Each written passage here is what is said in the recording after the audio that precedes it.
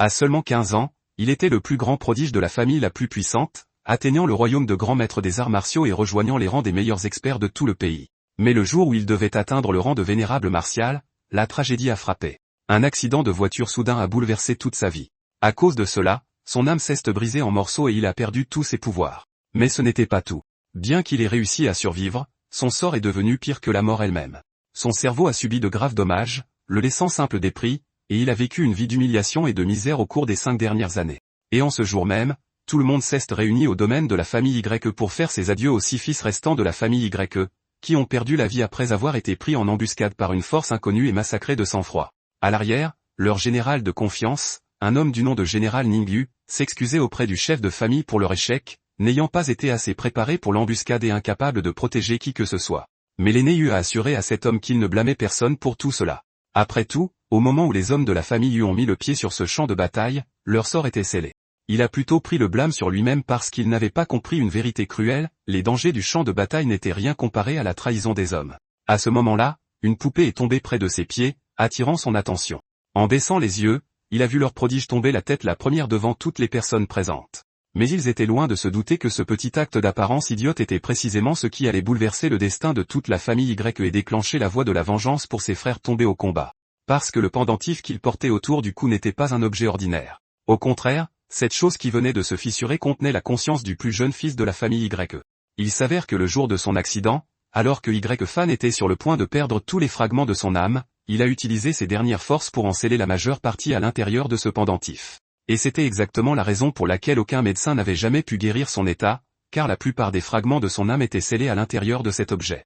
Mais il y avait un bon côté à tout cela. Pendant ces 5 longues années piégées à l'intérieur de ce pendentif, Y s'était constamment cultivé et perfectionné sans que personne n'essaie de se mettre en travers de son chemin.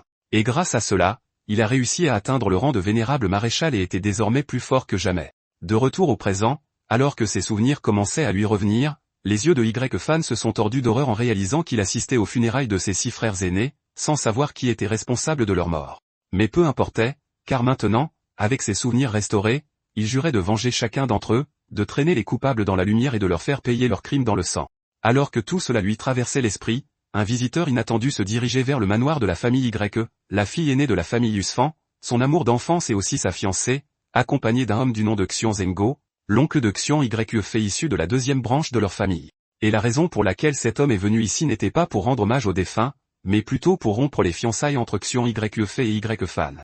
Au moment où ces mots sont parvenus aux oreilles du vieil homme Y, la rage et un désespoir impuissant ont inondé son cœur, écrasant le dernier espoir qu'il avait de faire revivre la famille Y.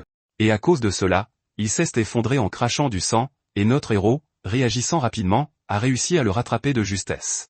Mais comme il était trop tôt pour révéler qu'il avait retrouvé ses esprits, le garçon, jouant toujours son rôle d'idiot habituel, a demandé à la fille avec une expression innocente et confuse de quoi il s'agissait, et si elle n'avait vraiment plus l'intention de devenir sa femme. Même grand-père y voulait en connaître la raison, car cette fille n'avait jamais abandonné l'enfant même après son accident. Il savait qu'elle n'était pas ce genre de personne et lui a demandé si on la forçait à faire cela. La fille a essayé d'en expliquer la raison à tout le monde, mais ce satané renard à côté d'elle l'a coupé et a rappelé au vieil homme que sa famille Y avait déjà perdu tout son pouvoir, et n'avait plus qu'un idiot à offrir. Contrairement à il y a 5 ans, lorsqu'il se tenait au sommet de toute la ville, la famille Y n'était plus qu'une coquille vide. Donc, bien sûr, ils n'avaient aucune intention de ruiner l'avenir de leur précieuse fille aînée de la famille tant en la mariant à une maison déchue, qui ne pouvait présenter qu'un imbécile comme futur gendre. Le vieil homme Y n'était pas heureux d'entendre ces mots, mais il était content d'avoir pu voir le vrai visage de la famille tant avant de prendre leur fille comme belle-fille. Même la fille elle-même, d'une voix tremblante, a dit au garçon qu'il ne pouvait plus se marier. L'enfant choqué en a demandé la raison, mais avant qu'elle ne puisse répondre, une autre voix a retenti dans la pièce, déclarant que si elle ne l'épousait pas, elle le ferait. En se tournant vers le son, tout le monde a vu 2 femmes absolument magnifiques entrer dans la pièce, que tout le monde a reconnues comme les fiancées de 2 des fils décédés de la famille Y, et les belles-sœurs de notre héros. Et cerise sur le gâteau, ces 2 bombes n'avaient pas seulement une belle apparence et des atouts imposants, elles étaient aussi des figures de pouvoir incontournables dans toute la ville. L'une était connue sous le nom de la Valkyrie aux 3 étoiles, et l'autre, à la tête des industries pharmaceutiques du Sud-Ouest. Et les 2 beautés ont pris le garçon dans leur étreinte douce et chaleureuse, déclarant à tout le monde qu'elle, ainsi que le reste des belles-sœurs de la famille Y, étaient prêtes à épouser Y-Fan et à aider la famille Y à préserver sa lignée. Le vieux renard et Xion Yufei en sont tous les 2 restés bouche bée en entendant ces mots sortir de leur bouche.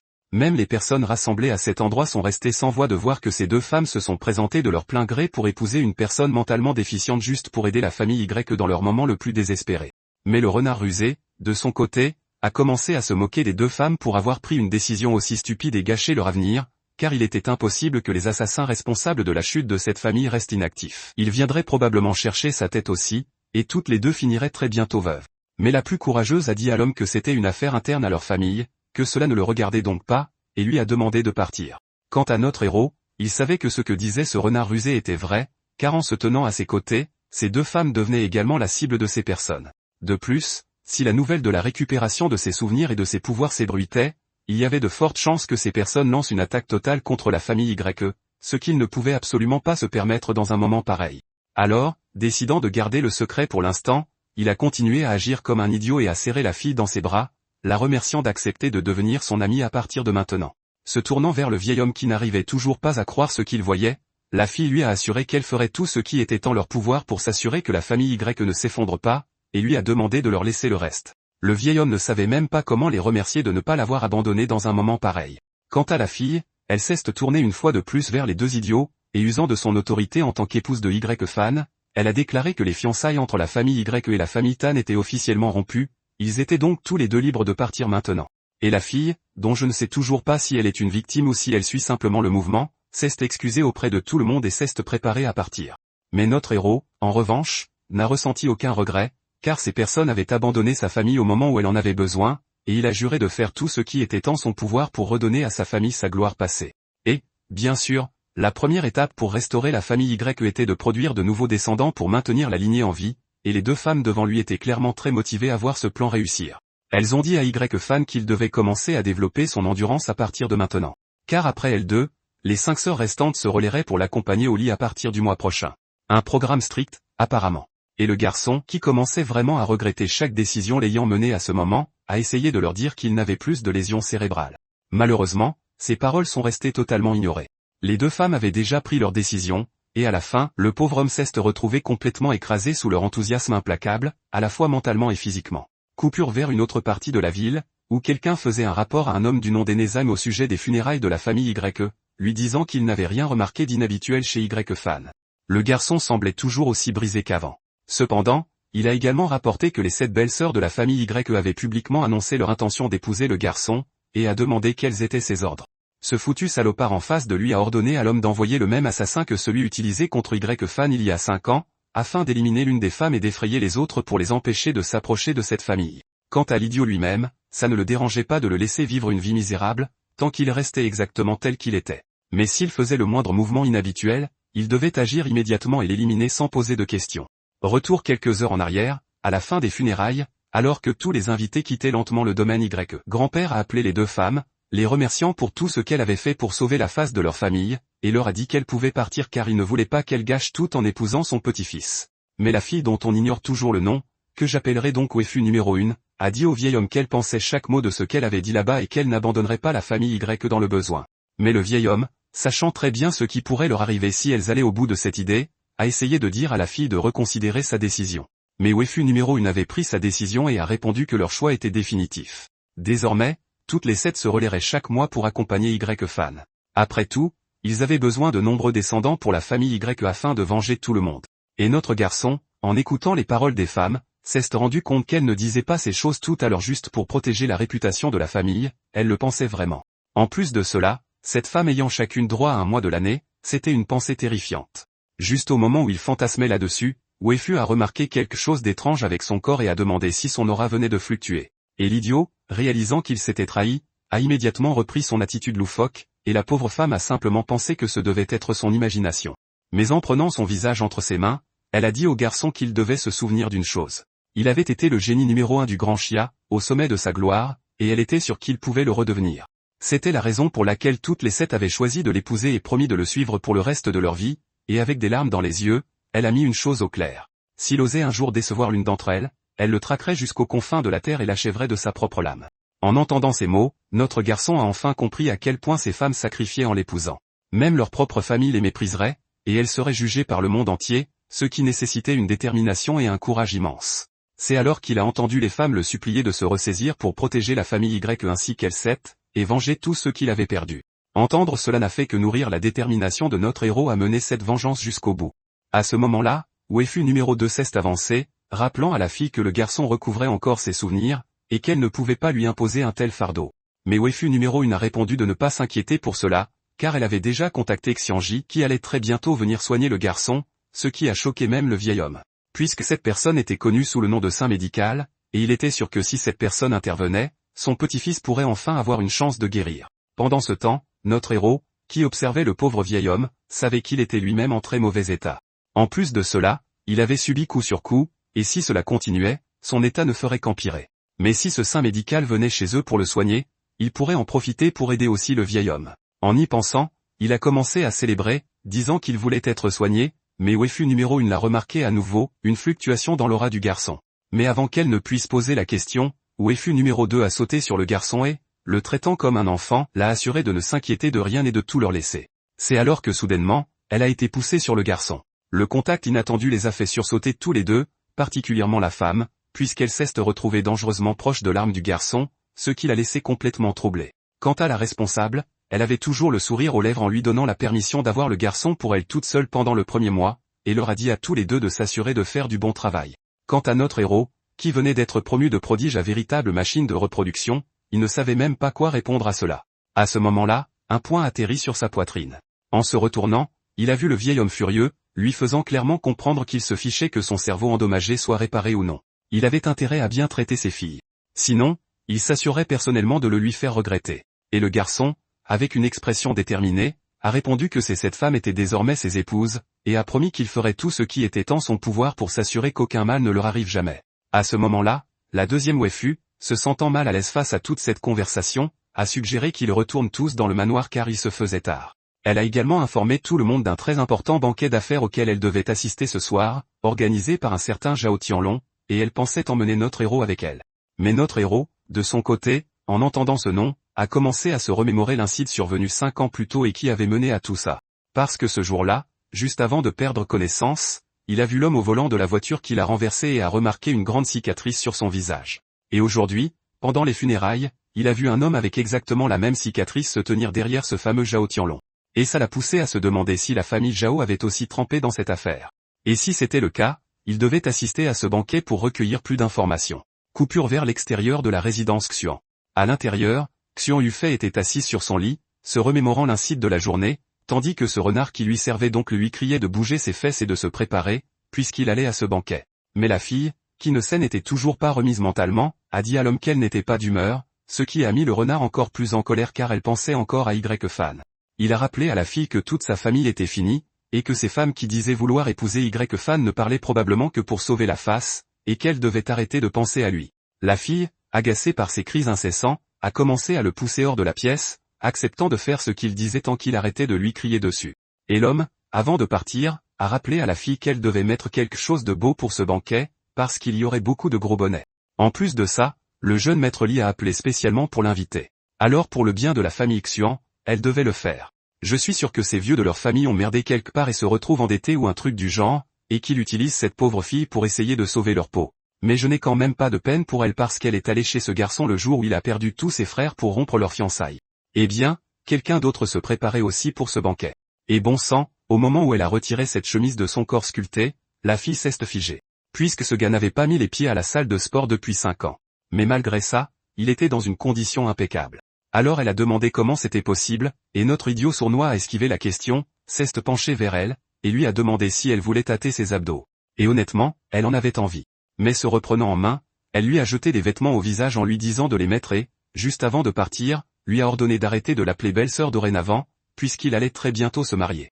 En le regardant sauter partout comme un idiot, la fille ne pouvait s'empêcher de se sentir mal pour lui, car il avait été le plus grand prodige de toute leur ville, avant d'être brutalement abandonné par sa propre fiancée dans les moments les plus difficiles.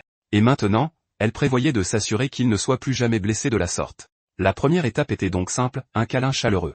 Rien de plus, juste du réconfort. Malheureusement pour elle, l'idiot avait d'autres plans, car pour lui, un câlin n'était jamais suffisant. Au moment où elle s'est approchée, il a commencé à faire travailler ses doigts magiques, et presque instantanément, la femme a senti que quelque chose clochait. Son rythme cardiaque a grimpé en flèche, ses émotions sont devenues incontrôlables. De la chaleur a traversé son corps par vagues qu'elle ne pouvait expliquer. Il s'avère que ce petit futé utilisait l'une de ses capacités sur son corps, une chose qu'il gardait cachée de tous, et c'était exactement pour ça qu'elle se sentait ainsi. Et cette capacité était aussi le secret de la façon dont il avait atteint le rang de grand maître à 15 ans. Et croyez-moi, c'était un jeune de 15 ans plutôt dangereux. Apparemment, cette capacité fonctionne par le contact physique avec les femmes en leur faisant ressentir une fluctuation émotionnelle, et quand ça arrive, cet idiot peut obtenir d'elle de la chaleur spirituelle, la convertir en QI martial, et l'utiliser pour augmenter massivement son propre pouvoir. Et qu'action était quelque chose qu'il faisait aux femmes de son entourage depuis qu'il n'avait que 15 ans. À l'époque, il était déjà assez dangereux. Mais maintenant, il avait cette épouse, et avec autant de partenaires autour de lui, le salaud sournois avait bien l'intention d'utiliser cette capacité à son plein potentiel. Juste à ce moment-là, ils ont entendu une voix venant de l'extérieur de la chambre, disant à la deuxième waifu que le chef de famille demandait sa présence. En entrant dans la pièce, la personne a informé la jeune femme que le chef de famille et le second maître étaient tous les deux là, avec toute la famille, et l'attendaient tous. Cela a surpris la jeune femme, et elle a demandé si on allait lui faire un procès, mais l'homme a hésité à répondre à cette question. Voyant que c'était le cas, la femme ne s'est pas plainte et s'est préparée à y aller. Après tout, elle connaissait les conséquences depuis le début lorsqu'elle a pris cette décision, et elle était tout à fait prête à affronter n'importe quel jugement qui l'attendait. Coupure de quelques minutes vers la deuxième waifu, et nous découvrons enfin son nom, Suyushuo, assise devant toute la famille tandis qu'un homme lui hurlait dessus pour avoir pris une décision aussi impulsive sans consulter personne. Ce type est le second maître de la famille Su, nommé Mingao, qui avec tous les autres exigeait une réponse de la jeune femme puisqu'elle mettait toute leur famille en danger d'être anéantie tout comme la famille Y. Mais la fille, refusant toujours de revenir sur sa décision, a dit à l'homme qu'elle avait tout sous contrôle car elle avait un plan pour aider leurs deux familles à se sortir de cette situation. Pendant ce temps, à l'extérieur de la pièce, notre héros écoutait toute la conversation aux portes, et il n'aimait pas le fait que sa femme soit forcée de porter un si lourd fardeau pour lui, alors que la seule chose qu'il pouvait faire était de rester là à écouter. Et pour empirer les choses, ces salauds hurlaient pour que la femme soit immédiatement expulsée du clan. Mingao lui-même s'est tourné vers le chef du clan, exigeant qu'il tienne sa fille en laisse. Sinon, il ne pourrait pas la sauver éternellement, et tôt ou tard, il serait obligé de la chasser. Après avoir tout écouté, l'homme a simplement levé la main et a fait signe à Mingao d'arrêter de parler. Après avoir écouté tout le monde dans la pièce, il a rendu sa décision finale, il soutenait la décision de sa fille d'aider la famille Y dans le besoin. Il a rappelé à tous comment, 30 ans plus tôt, alors que la famille Su était au bord de l'effondrement, c'était la famille Y qui les avait soutenus en leur fournissant l'aide financière dont ils avaient besoin. Sinon, la famille Su ne serait rien de plus qu'un petit atelier aujourd'hui. Après avoir donné sa décision, il a mis une chose au clair. Quiconque avait un problème avec ça pouvait faire ses bagages et partir immédiatement. Juste à ce moment-là, les téléphones de toutes les personnes présentes dans la pièce ont commencé à sonner. Quand ils ont vérifié ce qu'il se passait, ils ont vu que, pour une raison quelconque, la plupart de leurs fournisseurs venaient d'annoncer soudainement qu'ils ne travailleraient plus avec la famille Su, ce qui était une menace claire pour qu'ils s'éloignent de la famille Y. En plus de ça, un personnage puissant a directement menacé de mettre leur famille sur liste noire pour toujours s'ils ne revenaient pas sur cette décision. La situation était en effet grave, et Suonai a réalisé qu'il avait peut-être provoqué quelqu'un qu'il n'aurait pas dû, et que cette personne prévoyait clairement d'utiliser la famille Su comme un avertissement pour les autres familles, un message pour qu'elles ne se mettent pas en travers de leur chemin. Le reste des frères était d'accord, rappelant à l'homme qu'il ne pouvait pas risquer tout ce qu'il avait pour une famille qui avait déjà été détruite, et l'homme savait qu'il n'avait pas d'autre choix car s'il allait plus loin, il jouerait avec son propre sang, risquant le même sort qui avait englouti toute la famille Y. En plus de cela, leur chance de s'associer avec la famille Chia tomberait directement à zéro s'ils provoquaient davantage ces gens. Furieux, Mingao s'est tourné vers Yushuo, la blâmant pour tout, mais la jeune femme est restée calme et a rappelé à l'homme que la famille Chia assisterait également au banquet où elle se rendait, et a assuré à tout le monde qu'elle ferait tout son possible pour obtenir un partenariat avec eux et protéger la famille Su. Et avant de partir, elle a assuré à tous que sa famille Su allait faire preuve de moralité et d'intérêt. Mais même ainsi, s'ils ne croient pas en elle, ils peuvent vendre leur part et partir car elle ne les retiendra pas. Après avoir tout écouté et vu à quel point elle avait bien géré la situation, notre héros était sincèrement impressionné par sa femme. Coupure vers le banquet, où notre héros regardait autour de lui, se demandant qui de la famille Chia assistait à cet événement, puisqu'il voulait les rencontrer au préalable pour essayer d'aider Yushuo à signer un contrat avec eux. À ce moment-là, il a entendu une voix venant de derrière la plaie. C'était une bande de sales gosses riches, de véritables racailles qui appelaient notre garçon l'idiot de la famille Y, lui demandant ce qu'il faisait dans un endroit pareil et s'il irait pour chercher quelque chose à manger. Notre héros a immédiatement reconnu le chef de ces ordures, c'était Zhao Tianlong, le même gars qui se tenait avec cet homme au visage balafré aux funérailles de son frère, mais continuant à jouer l'idiot.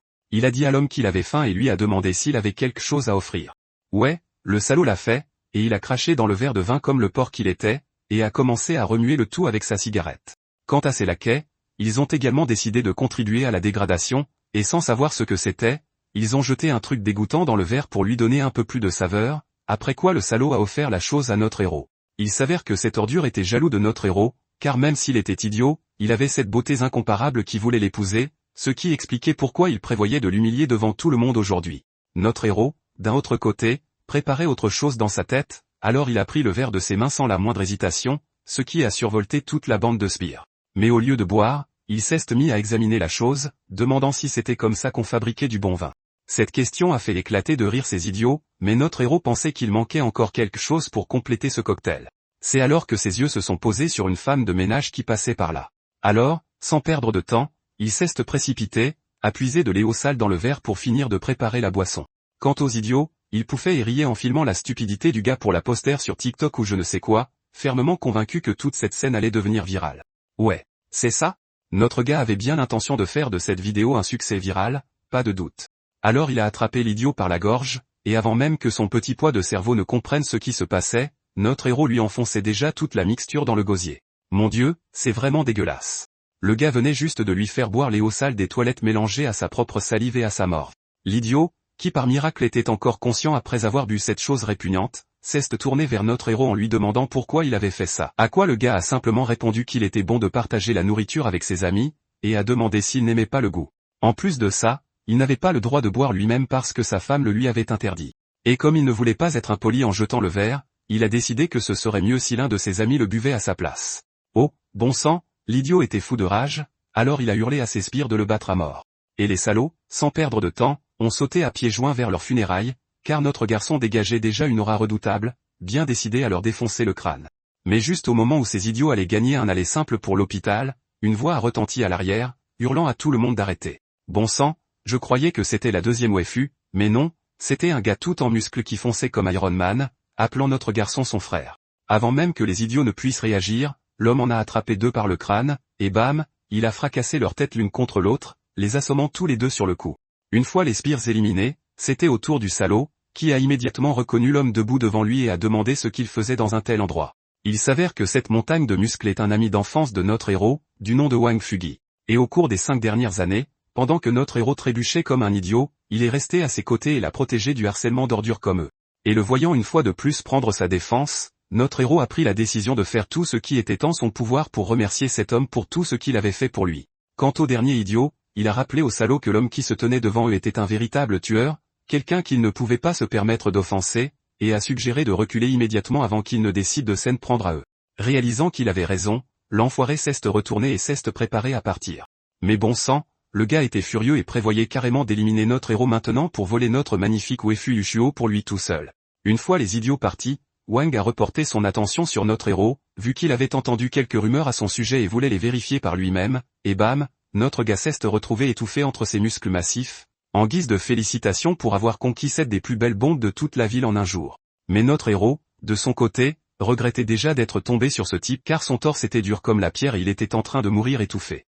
C'est alors que Wang a soudainement remarqué quelque chose d'étrange chez le gamin, et le regard qu'il lui lançait a terrifié notre héros. Mais avant qu'il ne puisse lui demander ce que signifiait ce regard, le gars s'est littéralement mis à le renifler de partout. Et après avoir terminé son petit manège, il a demandé au gamin le plus sérieusement du monde s'il avait enfin retrouvé la mémoire, et notre gars a compris qu'il était foutu.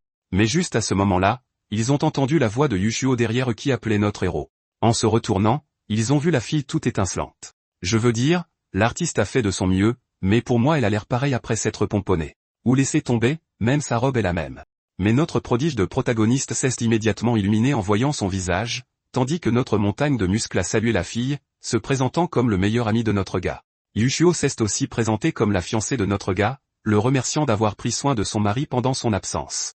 Quelques minutes plus tard, l'hôte a annoncé l'arrivée de leur invité d'honneur dans le bâtiment et a demandé à tout le monde de se rassembler pour rencontrer le président du groupe Xia, le président Xiao.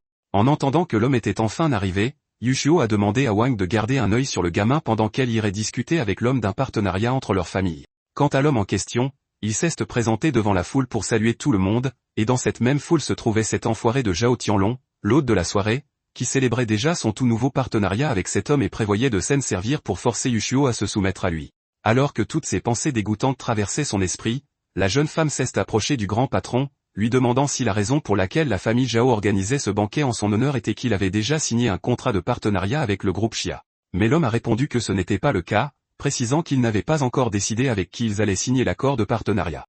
Donc, chaque grande entreprise présente à ce banquet aurait sa chance, une chose à laquelle cet enfoiré de Tianlong ne s'attendait pas, puisqu'il était sûr que son banquet bon marché suffirait à amadouer le vieux. Mais, apparemment, ce n'était pas le cas.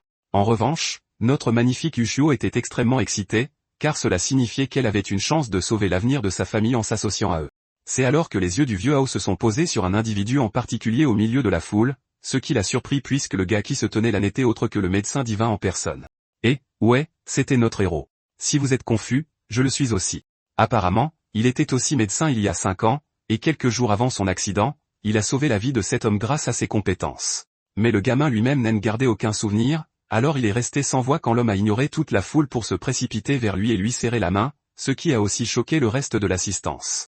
Mais le plus choqué de tous, ouais, l'enfoiré aux cheveux gris qui bouillonnait de rage en voyant que l'idiot d'une famille brisée avait réussi à lui voler la vedette. Alors, décidant de se ridiculiser, il a accouru en hurlant que l'homme le confondait sûrement avec quelqu'un d'autre car cette personne se souvenait à peine de son propre nom, sans parler d'avoir des compétences médicales pour sauver une vie. En plus, tout le monde connaissait la situation de sa famille, il valait donc mieux ne pas s'impliquer avec eux. Mais l'homme, en ayant assez de le voir insulter son sauveur, a répliqué qu'il ne s'était pas trompé de personne. Se tournant vers notre héros, il a informé toute la foule qu'il y a 5 ans, alors qu'il était au bord de la mort, c'est ce gamin qui lui avait sauvé la vie. Mais en le voyant dans cet état maintenant, il était surpris et a demandé ce qui lui était arrivé. Yushio a raconté à l'homme toute l'histoire, comment il avait été impliqué dans un accident de voiture qui lui avait laissé des lésions cérébrales, lui faisant perdre toute sa mémoire et le laissant dans cet état. Tout prenait sens pour l'homme, mais il s'en fichait, puisque ça ne changeait rien au fait que ce jeune homme était la raison pour laquelle il se tenait encore devant eux. Alors, en guise de gratitude, il a offert le contrat de partenariat à notre magnifique Yushio et lui a demandé si elle serait intéressée de s'associer avec le groupe Chia. Mais avant qu'elle ne puisse répondre, l'enfoiré s'est interposé à nouveau, demandant à l'homme de reconsidérer son offre. Puisque la famille Su avait déjà été placée sur liste noire par tous ses partenaires majeurs pour s'être allié à la famille YE, et il a suggéré qu'il choisisse sa famille Zhao à la place. Mais l'homme avait pris sa décision. Parce que la seule raison pour laquelle sa famille Zhao connaissait un tel succès aujourd'hui, c'était grâce à ce garçon. En plus de ça, même cette belle dame devant eux n'avait pas abandonné la famille YE, alors il ne le ferait pas non plus. Et quant à ceux qui ciblaient les deux familles, ils n'avaient peur de personne. Après avoir été très clair, il a tendu solennellement la main vers Yushio, annonçant qu'à partir de ce jour, la famille Su serait le partenaire exclusif de la famille Chia, et que tout leur réseau leur serait grand ouvert dans tout le sud-ouest. Et si quelqu'un s'opposait à la famille Su, il serait aussi considéré comme un ennemi de la famille Chia. Après avoir entendu tout cela, la fille ne savait même plus quoi dire à l'homme, à part un grand merci. Et ce n'est pas tout, cela a aussi rehaussé la réputation de notre héros et de sa famille aux yeux de nombreux invités présents à la soirée. Mais n'oublions pas l'enfoiré qui se tenait juste à côté d'eux, complètement humilié, s'étant fait éclipser par un déficient mental dans sa propre maison, et à sa propre fête qui plus est. Quant au vieux renard, il a fait un clin d'œil à la fille qui rougissait, disant que ce n'était pas lui qu'elle devait remercier, mais celui qui se tenait derrière elle avec cette expression idiote sur le visage. En entendant cela, Yushio s'est immédiatement jeté dans les bras de notre héros en le remerciant pour tout, et le gamin a simplement souri en retour, pensant que tant qu'il pouvait rendre sa femme heureuse, tout cela en valait la peine. Mais mec, tu n'as même rien fait. Tout ce que tu as fait, c'est fixer le vieil homme avec confusion pendant tout ce temps. Bref, puisque le vieil homme lui garantissait de conclure ce soir, il l'a remercié lui aussi d'avoir aidé sa femme, et a promis de lui rendre l'appareil pour tout ce qu'il avait fait pour eux aujourd'hui, une fois que tout ça serait fini. Ouais. Le gars a immédiatement compris que l'homme face à lui n'avait rien d'un idiot, mais juste au moment où il allait dire quelque chose, le gamin a de nouveau passé le bras autour de ses épaules et a commencé à lui chuchoter à l'oreille de garder le secret, car on complotait contre lui. Alors pour l'instant, il ne peut que faire profil bas pour éviter d'être traqué. Il ne devait donc en parler à personne et attendre ses instructions, car il aurait besoin de son aide pour découvrir qui tirait les ficelles de tout ça. Hao a accepté, mais restait sous le choc. Ce n'était pas seulement le fait que le gamin soit parfaitement sain d'esprit, mais aussi la planification méticuleuse qu'il avait accomplie à tout juste 20 ans qui le laissait sans voix. Et il était certain que s'il s'alliait à la famille Y tant que ce gamin était dans les parages, alors quand il reprendrait le pouvoir, la famille Chia deviendrait à coup sûr le prochain clan surpuissant de toute la ville. Avec cela en tête, il a assuré au gamin qu'il le soutiendrait toujours et veillerait à ce qu'aucun mal ne lui soit fait, à lui ou à sa famille. Une chose que l'idiot aux cheveux gris ne pouvait pas accepter, alors il a rappelé à l'homme qu'il avait déjà convenu que ce serait leur famille qui coopérerait. Alors, que signifiait tout ce blabla sur le soutien à la famille YE, d'un coup? Notre héros, de son côté, décidant de battre le fer tant qu'il est chaud, a pointé le gars du doigt en disant que c'était un méchant qui voulait lui voler sa femme, ce qui a surpris l'homme. Quant au vieil homme, il a compris que ça devait être la première tâche que le gamin lui confiait, et on ne sait pas ce qui lui a pris de penser que c'était la meilleure façon de gérer la situation, car il a carrément mis une violente gifle au gars. Non pas que je m'en plaigne. Après quoi, reprenant son ton sérieux, il a demandé au gars s'il essayait vraiment de lui donner des ordres. De plus, il n'avait jamais rien convenu, il n'avait donc aucun droit de remettre en question ses décisions. Tianlong, après s'être fait gifler de nulle part, a demandé à l'homme s'il avait perdu la tête, lui rappelant qu'il venait peut-être d'une puissante famille de la capitale provinciale, mais qu'il ne pouvait tout de même pas frapper quelqu'un comme lui. Mais soyons honnêtes, si ses parents l'avaient giflé une fois ou deux, il ne serait jamais devenu un tel abruti pour commencer. Ao, d'un autre côté, a répliqué que c'était pour avoir posé son sale regard sur la femme du jeune maître, mais il n'était toujours pas satisfait. Puisqu'il voulait lui donner une bonne leçon, il a demandé à ses hommes d'escorter le gars hors du bâtiment. Puisqu'il avait visiblement un peu trop bu pour penser qu'il était acceptable de se comporter de façon aussi grossière envers l'un de leurs invités. Attendez, je croyais que c'était chez lui, mais apparemment non. Il avait loué l'endroit, et maintenant il s'en faisait expulser. Une fois cette affaire réglée, Ao s'est tourné vers Yushio, suggérant qu'il trouve un endroit calme pour discuter de leur future coopération. Quelques minutes plus tard, le gars se faisait traîner hors du bâtiment par ses sbires après s'être fait royalement botter le cul. Mec, quelle humiliation. Non seulement il s'est fait gifler juste devant toute la foule qu'il avait personnellement invitée, mais il s'est aussi fait virer du bâtiment même dont il avait payé le loyer, et tabassé comme une vulgaire racaille. Mais bon, non pas que je m'en plaigne, il l'a bien cherché. Mais reprenant ses esprits, il s'est tourné vers ses sbires pour leur demander où en étaient certains préparatifs.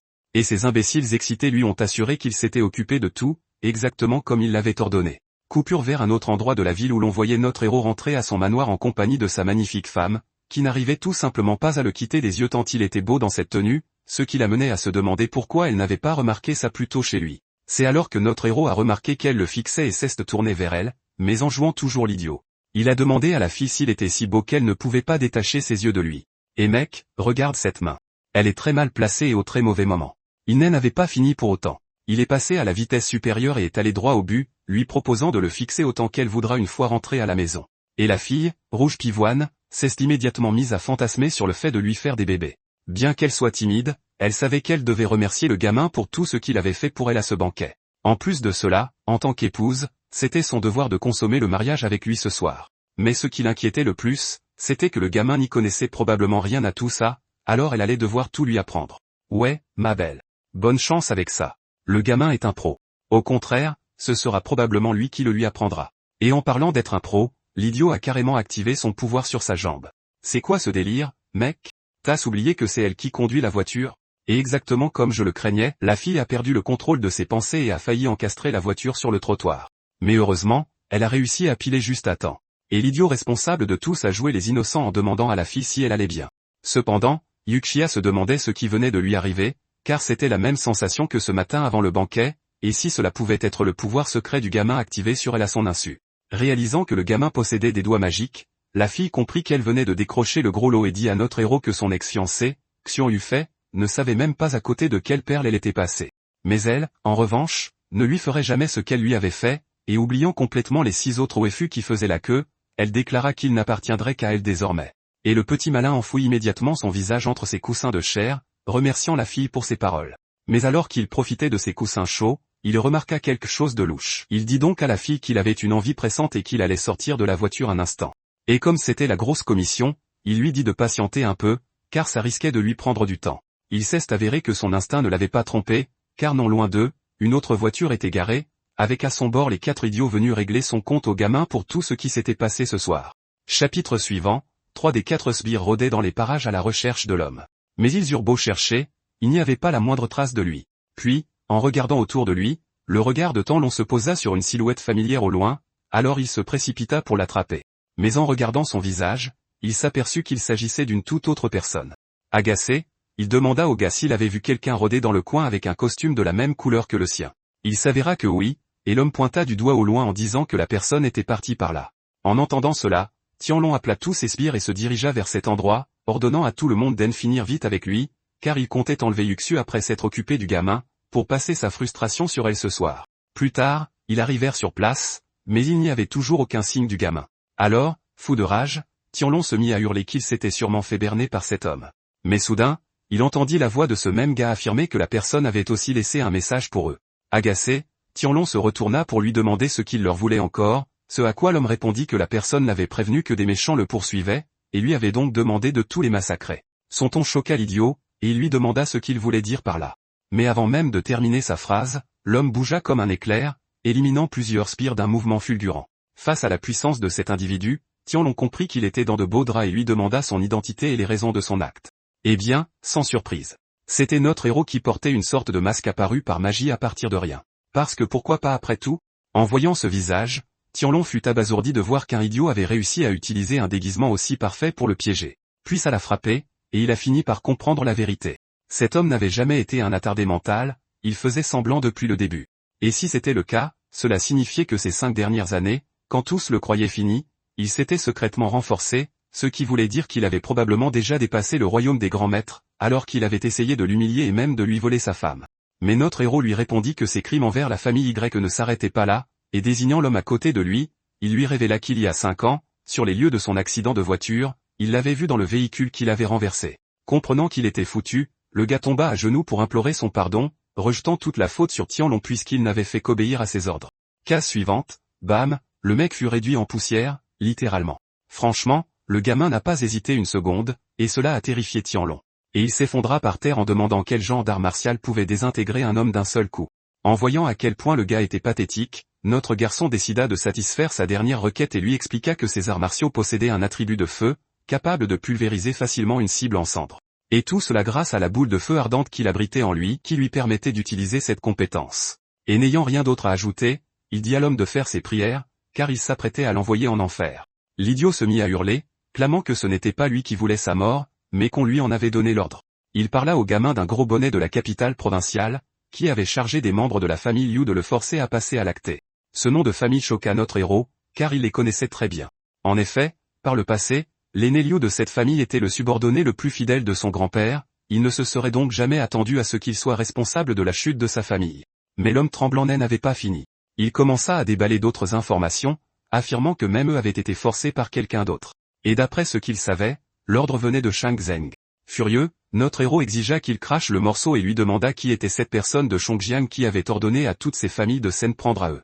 Mais l'homme ignorait leur identité. Tout ce qu'il pouvait dire, c'était qu'à Cloud City, les familles Zhao, Wang et Li servaient toutes ce gros bonnet, et que leurs ordres passaient toujours par la famille Liu, car cette personne les utilisait pour tous les contacter. Une fois qu'il eut fini de parler, il supplia notre héros de l'épargner, promettant de le servir pour le restant de ses jours, ce à quoi notre héros lui demanda s'il était prêt à garder pour lui tout ce qu'il avait vu ici ce soir. L'homme, tremblant de peur, jura de le faire et offrit même de l'aider à découvrir le véritable cerveau derrière tout cela. Ouais. Ce type avait essayé de poser ses sales pattes sur sa magnifique épouse, il était donc hors de question qu'il sorte d'ici vivant. Et après l'avoir réduit en cendres, notre héros déclara au type qu'il ne croyait pas un traître mot de ce qu'il disait. En plus, il devait préparer sa prochaine action, puisqu'il avait maintenant 3 cibles à éliminer avant de s'attaquer au véritable coupable du meurtre de tous ses frères. C'est alors qu'il aperçut Ikshu marchant dans les environs à sa recherche, et la pauvre femme était morte de peur de ne trouver le gamin nulle part. Cela fit naître un sourire sur le visage du gamin, car cette femme avait horreur des endroits sombres, mais elle était venue quand même parce qu'elle s'inquiétait pour lui. Décidant de ne plus l'effrayer, il sortit avec le sourire, lui assurant qu'il allait bien. En le voyant, Ikshu lui demanda pourquoi il avait été parti si longtemps, vu qu'elle s'était fait un sang d'encre pour lui. Le gamin esquiva rapidement la question en pointant du doigt sur le côté, lui disant de faire attention à cette souris. La pauvre fille sursauta immédiatement, effrayée par le rongeur, et enlaça notre héros. Le petit malin la complimenta en disant qu'elle sentait très bon. Comprenant qu'il se moquait d'elle, la fille le gronda pour lui avoir fait peur exprès. Mais le gamin la souleva dans ses bras, affirmant qu'il ne plaisantait pas, et proposa de la porter jusqu'à la voiture, sûr que cette bête rôdait encore dans les parages. Sur ce, tous deux sortirent du parc et se préparèrent à rentrer chez eux. Mais non loin d'eux, 2 des guetteurs laissés par Tianlong pour enlever Yushu furent stupéfaits de voir le gamin sortir de là à la place de leur patron. Craignant que quelque chose n'ait mal tourné, tous les 3 sortirent précipitamment de la camionnette pour aller les chercher. Quelques heures plus tard, la demeure des Zhao résonna d'un cri de fureur après que quelqu'un ait appris la nouvelle de ce qui s'était passé. Il s'avéra que c'était le père de cet idiot et chef de la famille Zhao, Zhao de Chong, furieux que son fils et son garde du corps personnel aient disparu sans laisser de traces. Alors, il ordonna à ses hommes de retourner sur place et de continuer les recherches. Mais les hommes face à lui l'informèrent qu'il avait emmené des centaines de leurs gars dans ce parc pour chercher le gamin, et qu'il avait même fouillé la rivière, mais sans trouver la moindre trace d'aucun d'eux. Ils informèrent l'homme qu'un mystérieux expert surgi de nulle part avait terrassé la plupart de leurs gars, et ils étaient persuadés que c'était lui qui les avait emmenés quelque part. Apprendre qu'un puissant expert était à l'origine de la disparition de son fils effraya l'homme, qui se demanda bien qui cela pouvait être. Ou pire, si la famille Y s'était enfin décidée à agir contre eux. Mais il savait aussi qu'il n'avait plus de temps à perdre. Il ordonna donc aux deux hommes de déployer tout le monde à la recherche de son fils et de lui faire un rapport immédiat s'ils trouvaient la moindre piste sur l'identité de cette personne. Plus tard, alors qu'il retournait dans sa chambre, mort de peur, il se demanda si cela pouvait avoir un lien avec l'incident d'il y a 5 ans, car les deux seules personnes portées disparues étaient son fils et l'homme qu'il avait envoyé sur les traces de Y-Fan à l'époque. Juste à ce moment-là, il ouvrit la porte de sa chambre et sursauta en voyant quelqu'un d'autre assis sur son bureau. Furieux, il exigea de savoir qui était cette personne et ce qu'elle fabriquait dans sa chambre. Et notre garçon, avec un sourire malicieux, lui demanda s'il n'était même pas capable de reconnaître le visage de l'homme qu'il avait tenté de tuer 5 ans plus tôt. En voyant qu'il s'agissait de Yifan, l'homme fut abasourdi car cela signifiait qu'il n'avait jamais été un idiot et qu'il n'avait fait que semblant. Terrifié, il tenta d'appeler ses hommes, mais avant même de pouvoir prononcer un mot, un stylo fendit l'air et lui transperça la main, le clouant sur place. Et dans cette fraction de seconde, une boule de papier lui fut également lancée dans la bouche. Une fois l'homme totalement immobilisé, notre héros s'avança lentement vers lui, promettant d'en finir vite s'il répondait honnêtement à toutes ses questions. Après quoi, il lui retira le morceau de papier de la bouche pour commencer son interrogatoire. L'homme tremblant lui demanda si c'était lui le responsable de la disparition de son fils et où il se trouvait. Notre héros n'hésita pas une seconde et répondit que son fils était déjà mort. En entendant sa réponse, l'homme supplia pour sa vie, affirmant qu'il n'avait fait que suivre des ordres. Mais notre héros n'était pas d'humeur à écouter ça et demanda qui d'autre à Cloud City était impliqué dans le meurtre de ses frères, en dehors de la famille Wang et de la famille Li. L'homme répondit qu'il n'y avait personne d'autre. Seules ces 3 familles avaient reçu l'ordre de désigner des experts pour surveiller les moindres faits et gestes de la famille Y en permanence. Mais il ignorait où ces experts se trouvaient en ce moment. Alors notre héros passa à sa deuxième question. Qui était la famille influente de Shangjin qui avait ordonné tout cela? L'homme lui avoua qu'il ne savait pas grand-chose d'eux, seulement qu'un de leurs représentants les appelait de temps en temps. Mais même lui portait toujours un masque et personne ne connaissait son identité, si bien que tout le monde l'appelait simplement le jeune maître Joe. Il avertit également le gamin que qui que ce soit, son pouvoir était si immense qu'il pouvait faire trembler le gouvernement de la ville entière d'un seul ordre. Donc, s'en prendre à eux relevait du suicide. Mais c'était le problème de notre héros, alors il n'avait pas à s'en faire, car il avait des choses bien plus urgentes dont il devait se soucier dans l'immédiat. Mais l'homme, tout comme son fils, implora notre héros de lui laisser la vie sauve, lui promettant qu'il avait un dernier indice à lui fournir. Notre garçon lui ordonna alors de tout cracher. L'homme expliqua au gamin qu'en plus de vouloir anéantir la famille Y parce qu'elle devenait trop puissante, ces gens semblaient aussi rechercher quelque chose d'important dans la ville. À ces mots, notre héros resserra sa prise, exigeant de savoir de quoi il s'agissait, mais le vieil homme répondit qu'il l'ignorait. Cette réponse ne fit que frustrer encore plus notre héros, car cet homme s'avérait être complètement inutile. Alors, de frustration, il utilisa la même compétence sur lui, réduisant tout son corps en cendres pour l'envoyer rejoindre son fils en enfer. Sur ce, l'histoire passe au jour suivant et il s'avère que notre héros a été bien occupé toute la nuit. Non seulement le père et le fils ont disparu sans laisser de traces, mais toute la famille du second maître de la famille Zhao a également eu un accident de voiture, et personne n'a survécu. Et leur troisième maître a fait une chute mortelle depuis un bâtiment, anéantissant ainsi toute la famille Zhao en une seule nuit. La nouvelle laissa le vieil homme perplexe quant à l'identité du responsable, car ce n'était clairement pas une coïncidence que toute la famille soit décimée en une nuit. En plus de ça, cette personne n'a même pas laissé la moindre trace derrière elle. Face à lui, le capitaine de la garde de leur famille, Lang Feng, l'a informé qu'il avait aussi découvert que la famille Zhao était impliquée dans l'accident de voiture de leur jeune maître 5 ans plus tôt. Mais maintenant que toute la famille a été anéantie, ils ne peuvent plus savoir avec certitude si cette information est vraie ou non. Furieux, le vieil homme lui ordonna de continuer à enquêter sur cette affaire, car il a le pressentiment que le complot visant la famille Y n'est pas si simple et il est sûr que d'autres personnes y sont également mêlées. Retour à la nuit, au domaine de la famille Su. À l'intérieur, notre héros était allongé dans son lit, repensant à tout cela, certain que la nouvelle de l'implication de la famille Zhao dans son accident était probablement déjà parvenue à son grand-père. Juste à ce moment-là, il a entendu une voix l'appeler à ses côtés, et en se retournant, il a vu Yukio dans sa nuisette, lui demandant comment il la trouvait. Il s'avère qu'elle a enfin réussi à rassembler son courage et qu'elle était prête à se donner à notre héros. Mais elle craignait aussi que le gamin n'y connaisse rien, et qu'elle doive probablement tout lui apprendre elle-même. Quant à notre garçon qui continuait à jouer les innocents, il a dit à la jeune femme qu'elle était magnifique dans cette tenue, et la fille, rougissante, lui a dit de se préparer.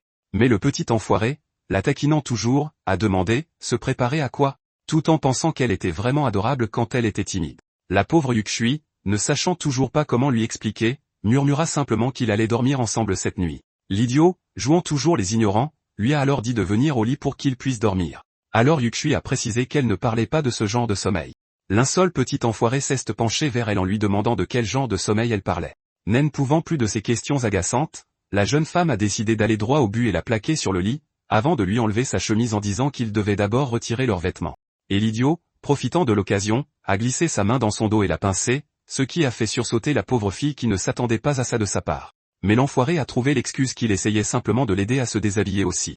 Yuxuo, cependant, toujours mal à l'aise, a essayé de lui dire qu'elle avait besoin de temps, mais l'idiot a commencé à faire un caprice. Sans autre choix, la jeune femme a pris son visage entre ses mains, et puisqu'il ne voulait pas se taire, elle a lancé une attaque foudroyante sur ses lèvres. Et ça a marché, car le gamin a immédiatement arrêté de pleurnicher.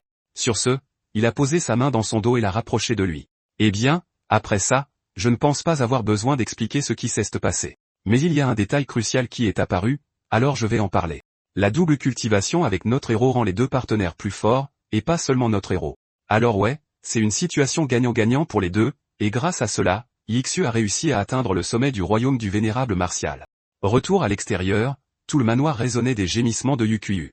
Et les deux hommes qui montaient la garde à l'extérieur, envieux de notre héros, faisaient remarquer que même après être devenu un idiot, l'endurance du gamin n'avait pas diminué depuis le bon vieux temps. Sérieusement, à l'époque, le gamin avait 15 ans. Qu'est-ce ce qu'il fichait pour être aussi célèbre pour son endurance? Quelques heures plus tard, Yusha était complètement épuisé, tandis que l'idiot fier à ses côtés la remerciait de ne pas avoir abandonné la famille Yusha. En plus de ça, sa force avait considérablement augmenté grâce à elle, et il a promis à la fille qu'à partir d'aujourd'hui, Shu était sa femme, et qu'il ne laisserait personne lui faire du mal, quoi qu'il en coûte. Retour au manoir de la famille Shu, où l'on a entendu quelqu'un se précipiter à l'intérieur avec des nouvelles urgentes. C'était le jeune maître aîné de la famille Shu qui venait annoncer la nouvelle concernant la famille Shu à Shu Jean, le chef de la famille Shu. Il s'avère que tous deux sont le fils et le petit-fils adoptif du vieil homme Y Shenfeng, le grand-père de notre héros.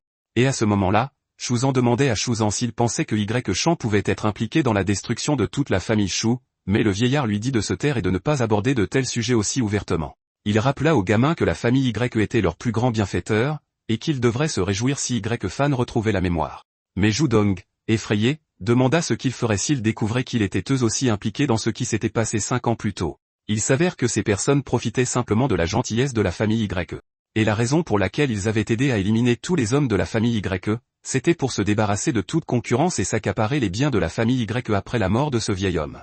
Shu Zhen, cependant, en l'entendant dire tout cela à voix haute, s'emporta et le gifla violemment. Après quoi, il sortit quelques papiers, affirmant avoir déjà envoyé des gens enquêter et découvert que ce n'était pas Yifan qui avait décimé toute la famille Zhao. En fait, ils ont réussi à trouver une lettre dans le bureau du chef de la famille Zhao, révélant que le vieux Zhao Deschamps avait volé la femme d'un grand maître à l'époque, et que c'était cette personne qui s'en était prise à toute leur famille par vengeance. Surpris, Zhu Dong demanda si cette lettre mentionnait le nom de ce grand maître. C'était le cas, et le vieil homme dit à l'idiot qu'il s'agissait d'une personne nommée Fan Y. D'accord. C'est juste complètement stupide. Ouais, Fan. Fan Y. C'est affreusement évident que ce type n'a même pas pris la peine d'inventer un faux nom. Il a juste inversé son vrai nom et s'est arrêté là. Mais aucun des deux hommes ne savait qui était cette personne. Quant au vieil homme, il préparait quelque chose, et Zhu Dong a immédiatement compris ce qu'il avait derrière la tête. Après lui avoir donné l'indice, il a demandé au gamin de partir à la recherche de ce grand maître car il avait une affaire importante à lui confier. Et l'idiot bavant, s'imaginant qu'il prévoyait d'utiliser cet expert pour éliminer les deux derniers hommes de la famille Yu afin de tout récupérer, s'est tout de suite emballé et est parti en apprendre davantage sur ce Fan Yu. Le lendemain matin, notre héros dormait profondément dans son lit avec Yu Shu, quand soudain ils ont entendu frapper à la porte. En se levant, elle a demandé ce qui se passait et a entendu la personne l'informer que quelqu'un était venu voir notre héros. Avant de pouvoir demander de qui il s'agissait, la jeune femme a soudainement été tirée en arrière sur le lit. Il s'avère que notre héros n'avait pas eu assez la nuit dernière et lui demandait de rester au lit avec lui encore un peu. La jeune femme a essayé de se dégager, mais puisqu'il ne l'écoutait pas, elle a abandonné et a demandé qui était la personne venue leur rendre visite. Il s'avère que c'était cet ex-fiancé aux cheveux roses de notre héros, Jean Yufei. La simple mention de son nom rendit la jeune femme furieuse, et elle se tourna vers notre héros qui, lui-même, n'avait aucune idée de ce qui se passait.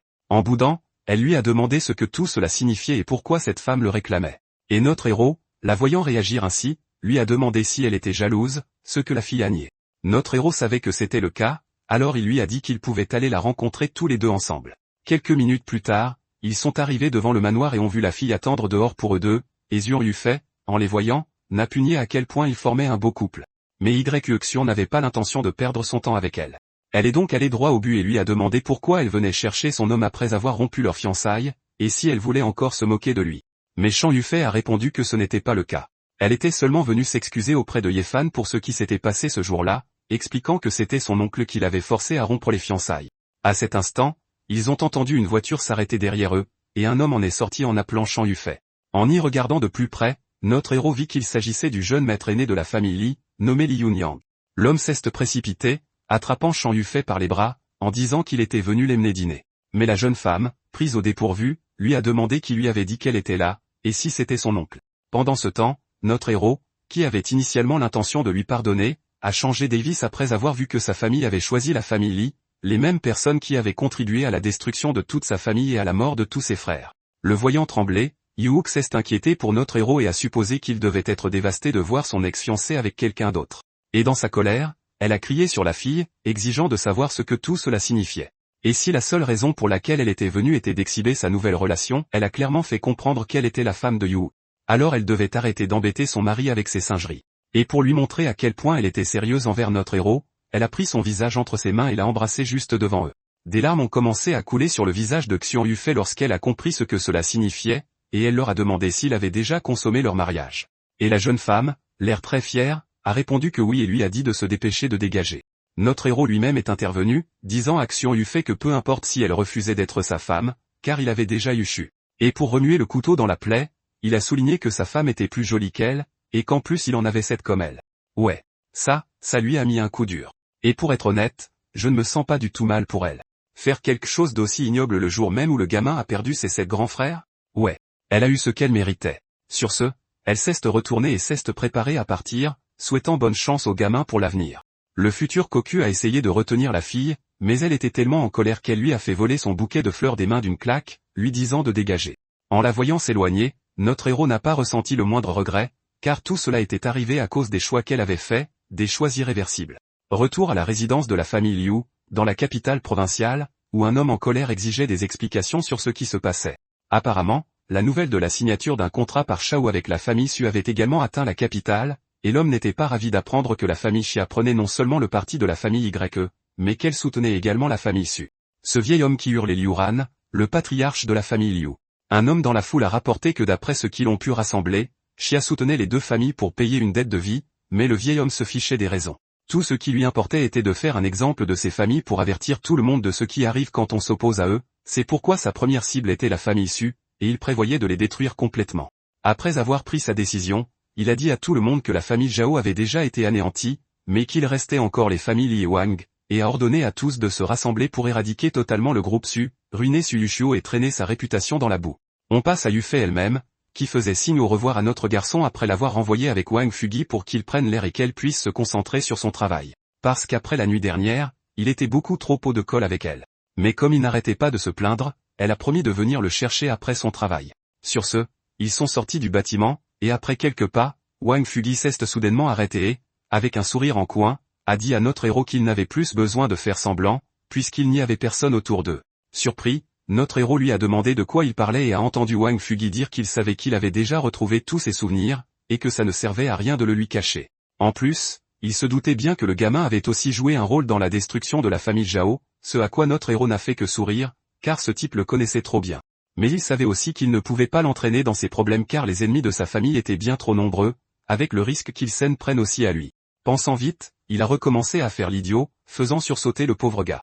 Mais en se disant que le gamin voulait sans doute garder le secret, il a décidé de laisser tomber. Au lieu de ça, vu que le gamin avait retrouvé son ancienne personnalité, il comptait l'emmener à l'endroit où il traînait souvent pour s'amuser.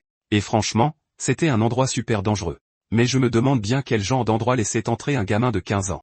Mais Wang Fugi a brisé ses illusions en disant qu'il ne pouvait plus y aller puisqu'il était marié maintenant. À la place, ils allaient au deuxième meilleur endroit. Un peu plus tard, les voilà arrivés sur place, et notre héros est resté sans voix en voyant où il se trouvait, le marché noir.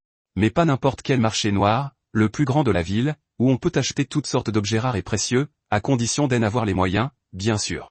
Excité, notre héros s'est avancé à l'intérieur, souriant déjà dans sa barbe, car ça tombait à pic vu qu'il cherchait justement de bons objets pour devenir plus fort. Quant à Wang Fugi, ses soupçons se sont renforcés parce que le gamin se souvenait clairement de l'agencement des lieux. Tout comme notre héros, qui savait que si Wang Fugi l'avait amené ici, c'était précisément parce qu'il le savait en quête d'artefacts puissants pour se renforcer. Sur ce, les deux amis ont commencé à s'enfoncer dans le marché, mais rien n'a attiré l'attention de notre garçon. C'est alors qu'il a entendu Wang Fugi dire qu'aujourd'hui c'était lui qui régalait, et qu'il paierait pour tout ce qu'il achèterait. Alors notre idiot avide a immédiatement activé une technique apprise pendant qu'il était piégé dans ce pendentif de jade, lui permettant de voir la véritable essence des objets et de savoir facilement lesquels valaient le coup. Et presque instantanément, il a remarqué un morceau de roche dans l'une des boutiques qui brillait d'une vive lumière jaune. En y regardant de plus près, Il a vu que cette pierre était en fait une pilule de vitalité, un objet extrêmement rare nécessaire pour atteindre le rang de grand maître, et dont la vraie valeur se comptait en milliards. Pendant ce temps, Wang Fugi a ramassé une gemme violette, suggérant à notre héros de l'offrir à sa femme car il était sûr qu'elle allait l'adorer. C'est là que le gamin s'est souvenu que 5 ans plus tôt, Wang Fugi était sur le point de passer au royaume des grands maîtres. Mais pour une raison quelconque, il n'avait toujours pas atteint ce niveau après tout ce temps. Cette pilule était donc parfaite pour lui. Alors il a pris la pierre, disant au vendeur qu'il la voulait pour que son chat joue avec, et le commerçant idiot a proposé de la lui donner gratuitement s'il acceptait d'acheter une gemme dans sa boutique. Vous savez quoi? Ce bouffon fini utilisait cet objet si rare juste pour caler le pied bancal de sa table, et souriait fièrement d'avoir fait une bonne affaire aujourd'hui, mais c'était parfait pour notre héros. Saisissant l'occasion, il a dit à l'homme d'emballer cette gemme avec la pierre, en lui précisant bien sûr que son frère allait payer. Mais Wang Fugi a essayé de protester, lui disant de laisser ce misérable caillou et de ne prendre que la gemme, car il était sûr que sa belle-sœur allait s'énerver en le voyant rentrer avec ça. Mais notre héros avait pris sa décision, il a rappelé au gars sa promesse de le laisser acheter tout ce qu'il voulait, et lui a dit de payer maintenant. Une fois l'affaire réglée, il a tendu la pilule de vitalité à Wang Fugi, en lui disant que c'était un cadeau pour lui et qu'il devait en prendre grand soin.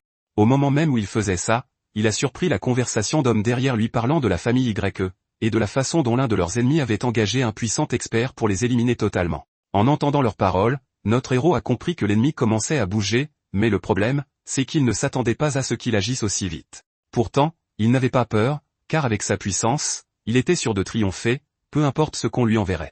Voyant son air sérieux, Wang Fugi lui a demandé si tout allait bien, et notre héros s'est tout de suite tourné vers lui, la pilule à la main, en lui disant de l'avaler. Mais Wang Fugi, ignorant toujours la valeur de l'objet, a hésité, faisant remarquer que c'était un bout de pierre, pas un bonbon, et qu'il ne pouvait pas manger un truc pareil. Mais notre garçon ne l'écoutait pas et a commencé à lui fourrer l'objet de force dans la bouche, et en paniquant, il a mordu dedans par accident, brisant la pierre en deux. C'est là qu'il a enfin réalisé la véritable valeur de l'objet en voyant ce qu'il y avait à l'intérieur, une pilule de vitalité. Pensant vite, il a immédiatement caché la chose, réalisant qu'il avait touché le jackpot en trouvant un objet aussi rare et précieux dans un endroit pareil. Mais la question était de savoir comment une chose si précieuse avait pu atterrir dans ce petit stand. Il s'est alors tourné vers notre héros, comprenant qu'il avait choisi cette chose pour lui exprès, parce qu'il le savait dans le besoin. Pendant ce temps, notre garçon était au téléphone. À l'autre bout, c'était Xiao, qui l'invitait à dîner en disant qu'il voulait lui présenter quelques personnes. Notre garçon s'est dit que ça devait être important. Sans hésiter, il a donc accepté de le retrouver. Une demi-heure plus tard, ils étaient dans un hôtel où notre héros savourait un délicieux repas avec les deux hommes. Et avec eux, deux autres personnes, des membres de la famille Xia. Le premier était Liu, et cet homme à moustache est en fait un parrain de la pègre de la ville de Yun. Et le deuxième, l'homme aux tresses, le foutu gouverneur général de la ville de Yun. Et ces deux hommes prêtaient allégeance à notre héros, qui les ignorait complètement et s'occupait à jouer les idiots avec Xiao, disant qu'il avait fait manger une pierre à son ami aujourd'hui. En le voyant agir ainsi, Sun Quan est devenu méfiant, se demandant pourquoi Xiao traitait cet idiot avec tant de respect. Il a donc décidé de réévaluer la famille Y pour découvrir ce qu'il se tramait. Pendant qu'il pensait à tout ça, Wang Fugi s'efforçait de faire taire le gamin avant qu'il ne lâche le morceau sur le précieux trésor qu'il avait déniché. Mais il a aussi remercié Xiao pour la bonté dont il a fait preuve envers son frère. Au même instant, Liu a reçu un message urgent l'informant que toute la bande de Wu Lao s'était mobilisée, et qu'ils poursuivaient tous Mademoiselle Suyushuo pour la traquer. Et bam, le gamin a explosé de rage en apprenant que quelqu'un avait l'audace de s'en prendre à sa femme. L'aura qui émanait de son corps suffisait à paralyser tous ceux autour de lui, alors qu'il luttait pour rester debout. Quant à notre héros, il voyait rouge en pensant que ces enfoirés essayaient de toucher à sa femme. Wang Fugi lui-même était effrayé, car c'était la première fois qu'il voyait le gamin aussi en colère, se demandant s'il avait enfin décidé de révéler à tout le monde qu'il avait retrouvé la mémoire. Franchement, j'espérais que le gamin allait leur montrer sa véritable puissance, mais non. Il est redevenu l'idiot de service et est sorti du bâtiment en sautillant, disant qu'il allait sauver sa femme. Xiao lui-même a demandé la mobilisation immédiate de son armée et leur a ordonné de protéger Mademoiselle Su à tout prix. On passe dans une autre partie de la ville, où plusieurs voitures roulaient à toute allure sur l'autoroute, avec à l'intérieur notre magnifique épouse et certains de ses gardes, essayant de semer leurs poursuivants. Mais malgré tous leurs efforts, ils n'arrivaient pas à les distancer. Bon sang. Je vois du sang et je vois des bleus sur le corps de la fille. Ces enfoirés sont morts. Morts, je vous le dis. Mais même avec de telles blessures, la fille n'a pas craqué et a ordonné à ses hommes de continuer, déclarant qu'elle se fichait de mourir aujourd'hui, qu'elle ne laisserait pas ces enfoirés poser la main sur elle. Sur ce, une des voitures leur est rentrée dedans, les forçant à quitter la route. Mais d'une manière ou d'une autre, le conducteur a réussi à reprendre le contrôle, bien qu'il se soit retrouvé coincé dans une ruelle. C'était une impasse pour la voiture, alors ils ont dit à la fille de fuir par un chemin étroit pendant qu'il essayait de lui faire gagner du temps. La fille, cependant, a refusé d'abandonner ses hommes. Mais les hommes lui ont rappelé qu'ils n'avaient pas le temps de discuter, lui disant qu'ils ne faisaient que remercier la famille Su pour tout ce qu'elle avait fait pour eux. En un instant, les hommes de main avaient bloqué la sortie et les deux camps ont ouvert le feu. Comprenant qu'elle n'avait pas le choix, Yushio s'est préparée à partir. Mais elle a aussi promis à ses hommes de revenir dès que possible avec des renforts pour les sauver. Mais soudain, sortie de nulle part, elle a entendu une entaille près d'elle, et en se retournant, ses yeux se sont écarquillés d'effroi en voyant le corps sans vie de son garde s'effondrer au sol. En levant les yeux, elle a vu deux hommes, des couperets à la main, bloquer la sortie, et l'un d'eux n'a pas perdu de temps pour se jeter sur la fille. Pendant ce temps, à l'arrière, la panique s'est emparée de ces hommes en voyant qu'il était cerné de toutes parts. Mais ce faisant, ils ont baissé leur garde, ce qui a offert à ces salauds l'occasion qu'ils attendaient pour réduire la distance entre eux. En se retournant, ils ont vu un groupe de gars, avec à leur tête le seigneur des forces clandestines de la ville de Yun, un homme du nom de Hulaolon. Avant de réaliser, les deux hommes ont été plaqués au sol, tous les deux mis hors d'état de nuire. Le chef des voyous s'est approché de Yushio, proposant d'en finir rapidement si elle acceptait de s'amuser un peu avec lui. Celui avec la crête stupide sur la tête a rappelé à l'homme que leurs ordres étaient de l'achever rapidement, mais il lui a rétorqué qu'on leur avait aussi demandé d'humilier et de tourmenter la fille avant. En entendant cela, la fille a ramassé la machette au sol, prête à mettre fin à ses jours plutôt que de les laisser lui faire subir leurs atrocités. Celui à la crête a couru vers elle pour la plaquer au sol, mais au moment où il allait le faire, la fille a instinctivement fait tournoyer sa lame, lui tranchant net la main. En baissant les yeux, l'homme s'est mis à hurler de douleur. La fille elle-même était stupéfaite de voir à quel point sa vitesse et sa force s'étaient améliorées, et se demandait ce qui avait bien pu causer ça. C'est là qu'elle s'est souvenue de notre héros, de la façon dont, à chaque fois qu'elle était près de lui, elle ressentait ses courants chauds traverser son corps, et s'est demandé si c'était cette énergie qui avait autant amélioré sa maîtrise des arts martiaux. Et si c'était le cas, ça signifiait aussi que Y-Fan lui-même était bien plus fort qu'elle ne le pensait, et qu'il y avait de fortes chances qu'il ait fait l'idiot tout ce temps. Pendant ce temps, l'enfoiré, comprenant que cette femme posait problème, a ordonné à tous ses sbires de l'achever, avant que la situation ne dégénère. En les voyant approcher, Yushio se mit à agiter l'arme dans tous les sens, les prévenant de ne pas s'approcher. Mais malgré sa force accrue, elle ne maîtrisait aucun art martial, et les hommes parvinrent facilement à la désarmer, la faisant tomber au sol. La voyant à terre, tous les trois levèrent leurs lames pour en finir avec elle une bonne fois pour toutes. Et Yushu, comprenant que c'était la fin, ferma les yeux en s'excusant auprès de notre héros. Sur ce, l'un des idiots abattit son arme directement vers sa tête. Mais une voix s'éleva de derrière, criant à Yusho de ne pas avoir peur, car il était là pour la sauver. Juste au moment où la lame était à quelques centimètres de lui fendre le crâne, notre garçon est apparu sur sa moto, percutant le type dans le dos, et la lame a volé dans les airs droit vers Yusho. Mais heureusement, elle ne l'a pas touché. Au lieu de cela, elle lui a frôlé le visage et s'est fracassée sur le sol. En ouvrant les yeux, elle vit notre héros debout devant elle, ce qui surprit la jeune femme. Et notre héros, voyant ses vêtements ensanglantés et l'état dans lequel elle se trouvait, l'a pris dans ses bras en lui disant qu'elle lui avait fait une peur bleue. En le voyant agir ainsi, Yuki comprit que le gamin avait vraiment recouvré la mémoire.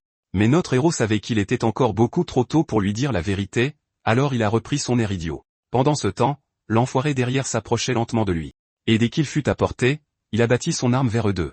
Mais notre héros était bien trop rapide, et en un instant, il se retourna, prit la machette en main et bondit vers l'homme, en hurlant qu'ils étaient tous de mauvaises personnes qui essayaient de brutaliser sa femme. Et sur ce, bam, leurs deux lames sont entrées en collision, libérant des ondes de choc tout autour d'eux. Et c'est alors que c'est arrivé. L'épée de l'homme vola en éclats, et avant qu'il ne puisse s'en remettre, notre garçon l'a attrapé par la gorge et s'est mis à le faire tournoyer comme une toupie, puis, utilisant toute sa force, il a écrasé la tête de l'idiot la première contre le sol, la réduisant en bouillie. En voyant sa brutalité, les autres sbires commencèrent à trembler de peur. Même Yuxia elle-même en est restée sans voix. En voyant avec quelle facilité et brutalité le gamin avait réussi à éliminer cet homme, c'est alors qu'ils ont entendu la voix de Wong Fui qui arrivait enfin sur les lieux après que tout soit déjà terminé. Et en voyant le spectacle devant eux, les deux hommes se figèrent, demandant ce qui s'était passé ici. Se tournant vers notre héros, Wang Fugi se demanda s'il avait enfin révélé son secret à sa belle-sœur. À ce moment-là, il a entendu la voix de Yuxu expliquer que Y-Fan avait fait tout cela pour elle et qu'il n'avait pas recouvré la mémoire. Il avait simplement libéré ses instincts féroces pour la protéger. Entendant que son secret était toujours à l'abri, Wang Fugi a levé le pouce vers le gamin pour son bon travail. Notre héros, quant à lui, s'est agacé, lui faisant signe d'arrêter de bavarder et de l'aider à découvrir qui avait envoyé ces gens s'en prendre à sa femme. En entendant son ordre, Wang Fugi a pris son expression sérieuse et intimidante, puis il a attrapé l'un des hommes par le col. Il lui a demandé qui les avait envoyés ici pour traquer sa belle-sœur. L'homme tremblant n'a même pas hésité et s'est mis à tout déballer. Comment la famille Wang est venue voir Hulaolon et l'a engagé pour traquer Mademoiselle Su. En entendant ces mots, notre garçon a compris qu'il ciblait une autre famille de la ville pour l'empêcher de s'élever, tout comme il l'avait fait avec eux. Et puisqu'apparemment anéantir la famille Zhao n'avait pas suffi, il devait faire un exemple de plus avec ses factions pour envoyer un message clair, on ne se frotte pas à eux. À cet instant, Yixu a soudainement perdu la force de ses jambes, mais notre héros a réussi à la rattraper juste à temps. Mais la jeune fille affaiblie s'inquiétait toujours pour ses hommes et supplia notre héros de les sauver. Alors, notre héros a immédiatement ordonné à Wong Fuji d'emmener les hommes à l'hôpital. Quelques heures plus tard à l'hôpital, dans l'une des chambres, un homme du nom de Capitaine Zhao reprenait doucement connaissance. En ouvrant les yeux, il regarda autour de lui en demandant où était mademoiselle Su Yixu, et vit notre garçon assis à côté de lui qui lui assura qu'elle allait bien. Elle avait juste eu un peu peur, alors elle se reposait. L'homme poussa un soupir de soulagement, mais soudain, ses neurones se sont connectés et ses yeux se sont écarquillés d'incrédulité en réalisant ce qu'il venait de voir. Pris de panique, il a demandé au gamin s'il avait retrouvé la mémoire. Notre héros lui a répondu que c'était le cas, mais lui a aussi dit que seule une poignée de personnes étaient au courant, et lui a demandé de garder ce secret pour lui. En entendant ces mots, l'homme s'est redressé malgré ses blessures, promettant à notre héros de ne pas s'inquiéter et jurant qu'il emporterait ce secret dans la tombe. Notre héros lui a expliqué que s'il avait choisi de lui révéler ce secret, c'était en raison de sa loyauté, et que c'était exactement ce dont il avait besoin, des personnes de confiance pour l'aider à protéger sa femme, Yishu. Et puisqu'il avait risqué sa propre vie aujourd'hui pour protéger sa femme, il voulait le récompenser en l'aidant à entrer dans le domaine martial. En disant cela, il activa son pouvoir, et le corps entier de l'homme se mit à brûler, faisant voler en éclats tous les bandages qui le recouvraient. Et tout aussi rapidement, ce fut fini. Et l'homme a remarqué quelque chose d'étrange dans son corps. Toutes ses blessures avaient complètement guéri, et il se sentait beaucoup plus fort qu'avant. Notre héros lui expliqua qu'il venait de faire son entrée dans le domaine martial, ce qui signifiait qu'il n'était plus une personne ordinaire et que, dorénavant, il serait considéré comme une véritable élite parmi les hommes. Entendant tout ce que l'homme avait fait pour lui, Zhao se laissa tomber à genoux, jurant sa loyauté éternelle et promettant de protéger Yukshu, même s'il devait y laisser la vie.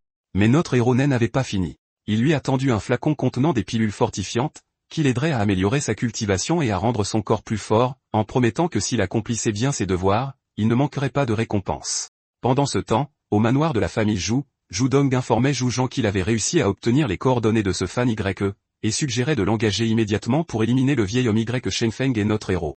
Mais Zhu Zhang était toujours sceptique. Après tout, il recevait beaucoup de soutien de la part de la famille YE.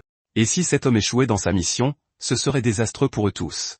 Mais Zhu Dong lui assura de ne pas s'inquiéter, car on disait de ce type qu'il était un expert, et il était sûr qu'il anéantirait toute la famille Y sans laisser aucune trace. Retour sur notre héros, qui sortait de l'hôpital quand il a soudainement reçu un message sur son téléphone. En regardant l'écran, il vit que quelqu'un s'adressait à lui sous le nom de Fanji, disant qu'il avait une mission importante pour lui. Cela a surpris notre héros car il ne s'attendait pas à ce que quelqu'un retrouve cette identité aussi rapidement. Mais en lisant le message, ses yeux se sont écarquillés d'incrédulité. Et oui, c'était ce YO Dong qui lui offrait un contrat pour l'assassiner, lui et son grand-père. Il lui offrait également une récompense d'1 milliard, lui ordonnant de se retrouver sous le pont central de la ville de Yun à minuit. Confiant, notre héros s'est préparé à sortir et à rencontrer cet homme mystérieux pour régler une autre dette. Pendant ce temps, dans une autre partie de la ville, à l'intérieur de ce qui ressemble à un club, un homme du nom de Wong Chao est entouré de 2 femmes. C'est alors qu'un homme paniqué est arrivé en courant pour annoncer l'échec de Ho le Vrayant. Comment toute son escouade avait été anéantie et que Yushu était toujours en vie. Furieux, l'homme donna un coup de pied dans la table, effrayant les 2 femmes, tout en insultant cet idiot inutile pour ne pas avoir réussi à éliminer une seule fille, même avec une armée de sbires à ses côtés. C'est alors qu'il a entendu l'homme en sueur l'informer que celui qui avait éliminé Ho Lalong était l'idiot de la famille Y-Fan, ce qui l'a surpris. Mais, tremblant, il ordonna à l'homme de laisser cet idiot tranquille pour le moment, car il ne valait pas la peine de s'en inquiéter. Au lieu de cela, continuer à faire pression sur la famille Su. Sinon, il ne pourrait pas expliquer la situation aux gens de la capitale provinciale. À ce moment-là, un autre homme est entré dans la pièce, surprenant les 2 hommes, furieux. Wang Chao a exigé de savoir qui était cet homme et comment il avait réussi à passer la sécurité. Et oui, c'était notre héros, avec son gros nez, venu se porter volontaire pour l'aider à résoudre le problème avec la famille So. Mais l'homme n'était pas d'humeur à recevoir des visites, alors il a appelé ses gardes à l'extérieur, exigeant une explication sur la façon dont ils avaient laissé un parfait inconnu entrer dans cette salle privée. Ouais. Eh bien, Y-Fan a calmement suggéré à l'homme de baisser la voix, puisque ces hommes dormaient paisiblement sur le sol du couloir. Cette vision les a tous pétrifiés, car pour que quelqu'un puisse faire ça à tous ces hommes et s'assurer qu'aucun d'eux ne se rende même compte de ce qui se passait là-bas, il fallait que ce type soit d'une force terrifiante. Mais le gars leur a demandé à tous de se calmer, car il n'était pas là pour causer des ennuis. Au lieu de cela, la raison pour laquelle il venait leur rendre visite à cette heure-ci était qu'il voulait les aider avec les affaires de la famille Sui. Après quoi, il s'est présenté sous le nom de Fan YE, le célèbre expert du domaine des grands maîtres qui avait anéanti la famille Zhao. Ouais. Eh bien, c'était parfait car, coïncidence, ils étaient justement à sa recherche. Alors l'homme est allé droit au but et lui a demandé son prix pour se débarrasser définitivement de toute la famille Su. Eh bien, il n'était pas prêt pour la réponse qu'il a entendue, car le gars a réclamé 2 milliards pour le travail. Au moment où ces mots ont atteint ses oreilles, l'âme du gars a failli quitter son corps, tant ce montant était tout bonnement absurde. Mais l'homme n'était pas là pour négocier et lui a demandé s'il l'insultait en disant qu'il ne pouvait même pas lui payer cette somme dérisoire en échange de ses services. Eh bien, le gars savait que s'il ne faisait rien rapidement, il était mort. Alors il s'est mis à réfléchir à toute vitesse pour trouver un moyen de se sortir de cette situation. Et la seule chose à laquelle il a pu penser a été de payer ce montant à cet homme puisque, après l'anéantissement de la famille So, tous leurs actifs leur étaient promis, et ils s'élevaient à plus de 10 milliards. Donc, au bout du compte, ça en valait vraiment la peine. Mais là encore, et s'il se faisait aussi doubler par la famille Liu comme il l'avait fait aux autres? Les risques étaient trop élevés, alors il s'est excusé auprès de l'homme et s'est préparé à partir en prétextant qu'il allait rentrer chez lui pour préparer son argent. Il n'avait pas fait de pas que quelque chose a frôlé son visage, manquant de laisser un trou béant sur le côté de son crâne. Terrifié, l'idiot baissa les yeux et vit que la chose n'était qu'une simple paille en plastique. Mais la force derrière le lancer de Y-Fan était tellement dingue que la paille s'était enfoncée directement dans le sol en béton, comme un clou en acier. Après avoir fait passer son message, Y-Fan est retourné calmement sur le canapé, puis a gracieusement accordé 10 minutes à l'homme pour préparer l'argent, en l'avertissant que s'il échouait, la prochaine paille lui transpercerait directement le crâne. Ouais. Il savait que ce n'était pas des paroles en l'air. Le gars était plus que sérieux, alors il a vite appelé son père pour lui demander de transférer immédiatement 10 milliards sur son compte, sans poser de questions. Quant à l'idiot, c'était parfait, car non seulement il comptait prendre cet argent, mais il prévoyait aussi d'éliminer tous les hommes présents dans cette pièce pour avoir osé lever la main sur sa magnifique femme. Avant même qu'il s'en rende compte, l'argent est arrivé, puis a été transféré sur le compte de Y-Fan, ce qui signifiait qu'il n'avait plus besoin de ce crétin. Confus, l'homme a demandé ce qu'il voulait dire par là.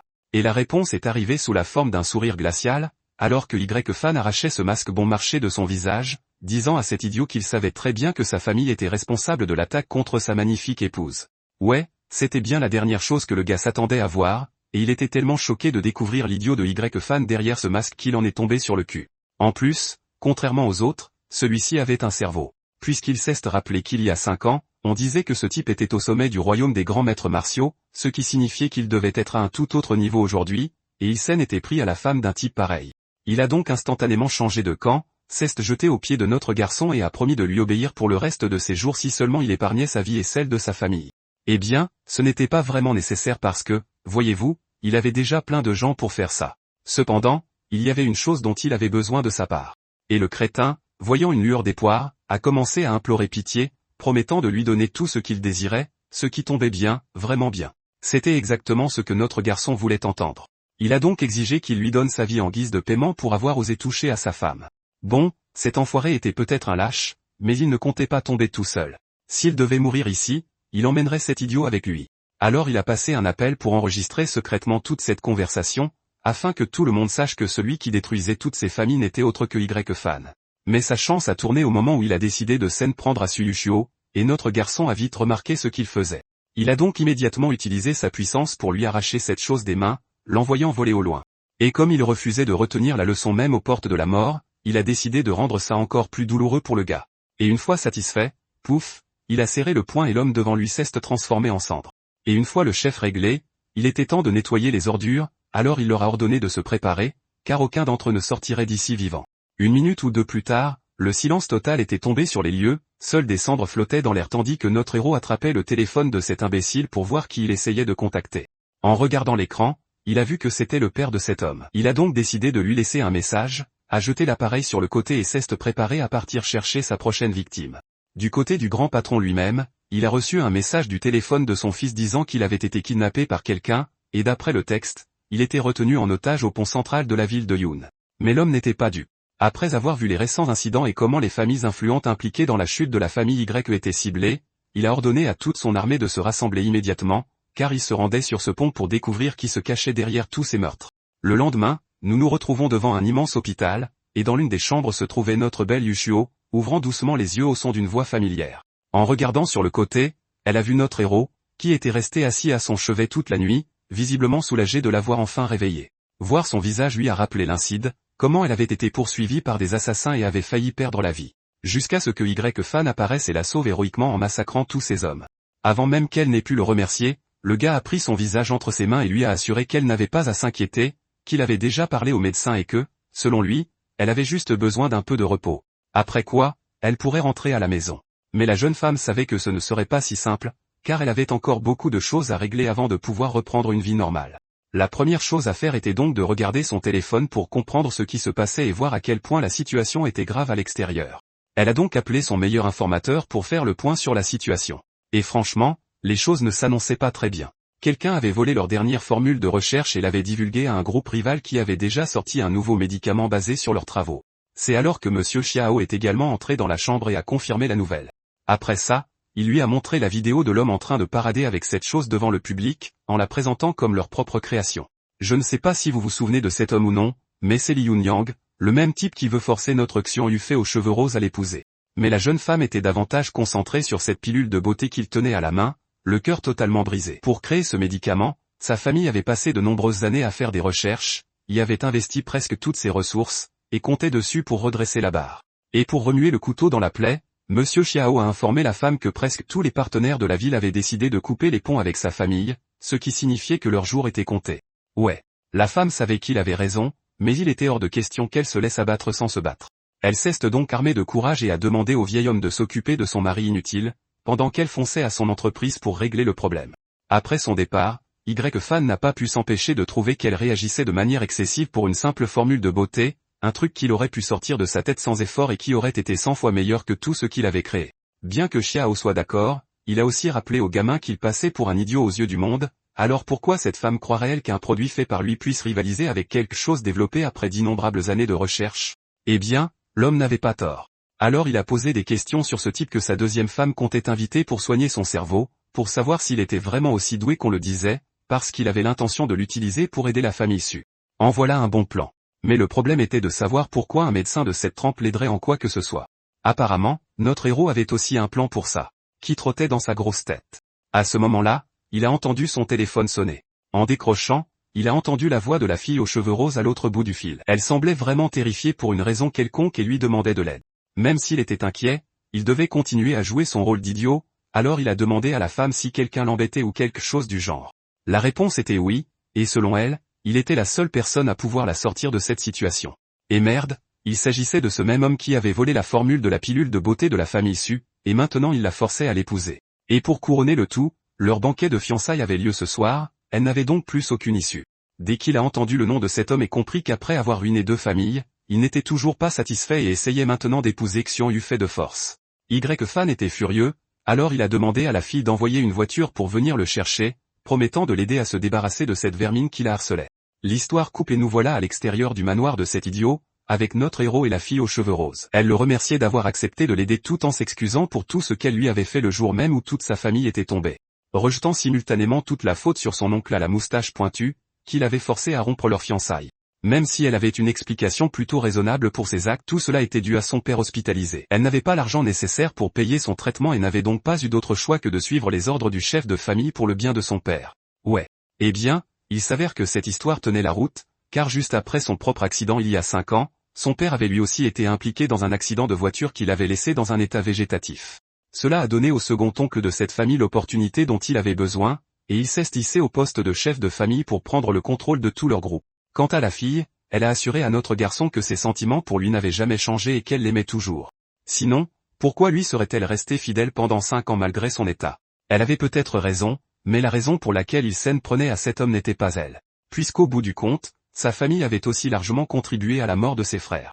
La seule raison pour laquelle il a accepté de venir, c'est que cet homme devait être remis à sa place pour la sécurité de sa femme et de sa famille. Juste à ce moment-là, ils ont entendu une voix sur le côté annoncer l'arrivée de la mariée. En se tournant, ils ont vu le marié s'approcher d'eux avec un bouquet de fleurs à la main. Quant aux intentions de cet idiot au long nez, la raison principale pour laquelle il courait après cette femme, c'était à cause de sa mère. Et non, pas dans ce sens-là. Il voulait juste prendre le contrôle des puissantes forces qui la soutenaient. Et pour ce qui est de cette fille et de ses cuisses épaisses qui allaient lui broyer la tête ce soir, ce n'était qu'un bonus. Mais quand il a levé les yeux de ses hanches pour voir notre héros debout juste à côté d'elle, il a immédiatement perdu son sang-froid. Il a exigé des explications. Pourquoi était-elle accrochée à un autre homme le jour où ils étaient censés se marier? C'est alors qu'il a entendu une voix sur le côté lui suggérant de surveiller ses manières quand il s'adressait à son frère. Ouais. C'était Wang Fugi qui exigeait que cet idiot appelle cet homme le jeune maître Y. Sinon, il l'a prévenu qu'il allait lui ruiner tout ce maquillage qu'il s'était tartiné sur le visage pour cacher sa sale gueule. Mais ne le prenant pas au sérieux, le type a rappelé à Wang Fugi que la famille Y était finie. Et que très bientôt, cet idiot, ainsi que ce fossile qui essayait désespérément de sauver sa famille, allaient tous les deux rejoindre leurs proches décédés. Eh bien, on ne peut pas dire qu'il ne l'avait pas prévenu, car au moment même où ces mots ont franchi ses lèvres, Wang lui a collé une gifle dévastatrice en plein visage. Presque immédiatement, son attitude a fait un virage à 180 degrés et il a commencé à pleurnicher comme une garce en appelant ses gardes en hurlant, mais on lui a rappelé qu'il n'était qu'une poubelle sans la moindre once d'énergie martiale, alors Wang lui a suggéré d'arrêter de s'humilier davantage. À cet instant, alors que la situation allait dégénérer, ils ont entendu la voix de Monsieur Chia sur le côté, venu lui aussi assister à cette grande occasion qui conseillait aux deux hommes d'éviter la violence lors d'un événement aussi joyeux. Ouais. C'était bien le dernier visage qu'il s'attendait à voir ici, et il s'est demandé si tout cela faisait partie du plan de cette femme. Mais ça n'avait aucun sens, car comment une moins que rien comme elle avait-elle pu s'associer à un tel gros bonnet? Alors qu'il essayait encore de rassembler les pièces du puzzle. Il a entendu la femme suggérer à notre héros de lancer la fête, puisque les invités les attendaient déjà à l'intérieur. Et réaliser enfin ce que cette folle préparée a foutu la trouille à cet idiot, car il n'était pas du tout venu préparé pour un tel drame. On passe à l'intérieur, où tous les invités tournent la tête vers le couple qui entre dans la salle.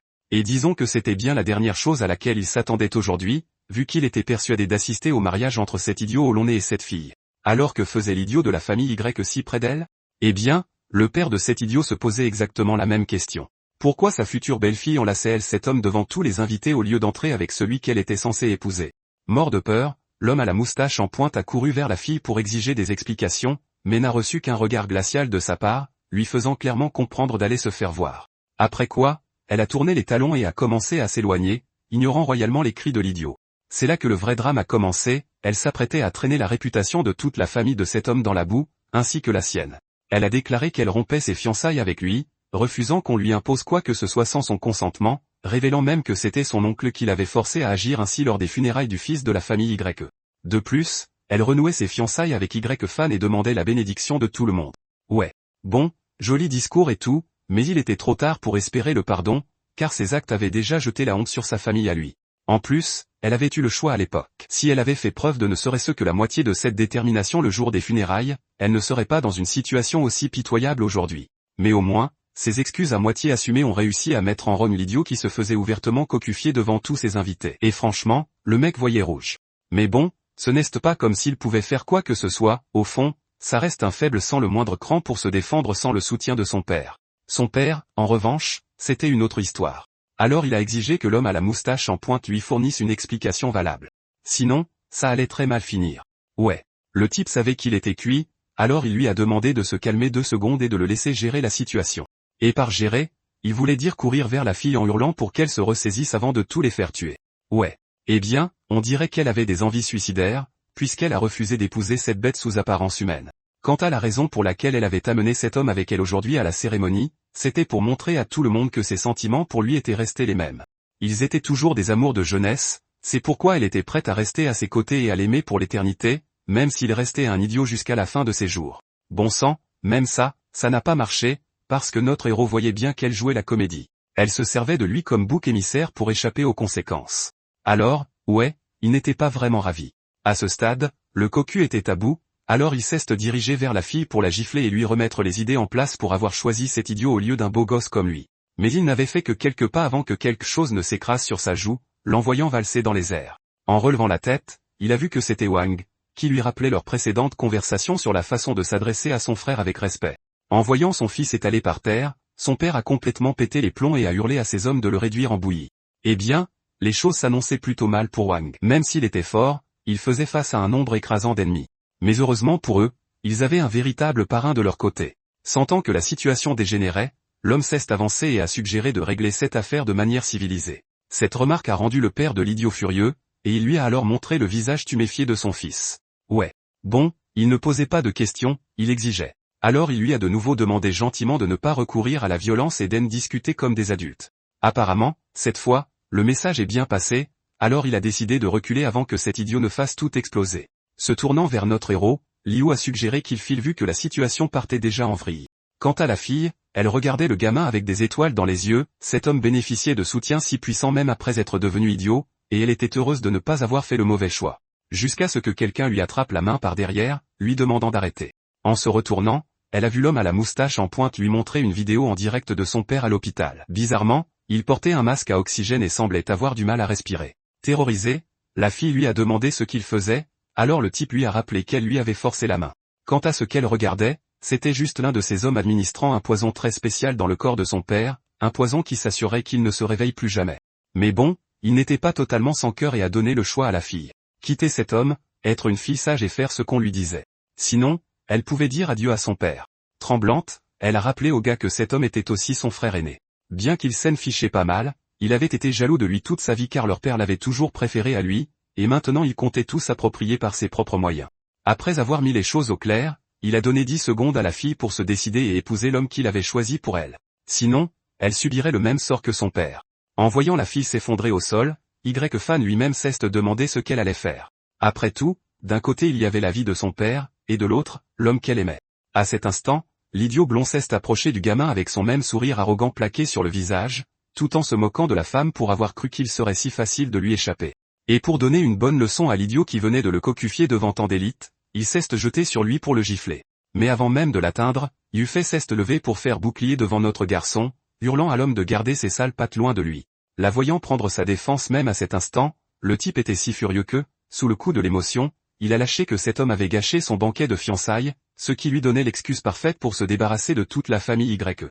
Ouais. Il a creusé sa propre tombe en avouant devant tout ce beau monde qu'il en avait toujours après la famille Y.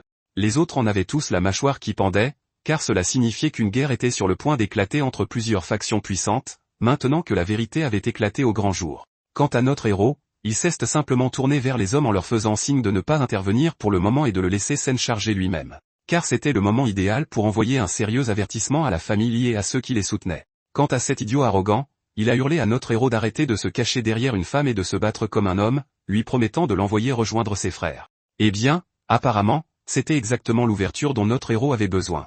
Alors, jouant les idiots, il a remercié l'homme pour cette si gentille attention. Après quoi, il s'est planté devant le poing de l'homme, avec Yufei qui essayait de l'en empêcher, mais le gars refusait d'écouter. Même chose pour Wang, qui a tenté d'intervenir mais s'est fait stopper par Monsieur Chia. Retour à notre héros, qui s'est écarté de la trajectoire sans le moindre effort. Après quoi, il a attrapé le poignet de l'idiot et, avec un sourire confiant, lui a demandé s'il essayait de tuer un moustique avec ce coup-là. Alors qu'il était distrait par cette remarque débile, notre héros a profité de l'ouverture pour lui planter une aiguille dans le bras. Le truc s'est enfoncé directement dans son corps, diffusant un poison à action lente dans tout son système nerveux. Mais comme ce n'était pas une toxine foudroyante, le gars s'est juste senti vaseux et un peu étourdi par les effets secondaires. Il a reculé et lui a demandé ce qu'il venait de lui faire. Mais, bien évidemment, le gamin a nié en bloc. Sauf qu'il n'allait sûrement pas gober ce mensonge pathétique, car il avait l'impression que son bras allait tomber. Ouais.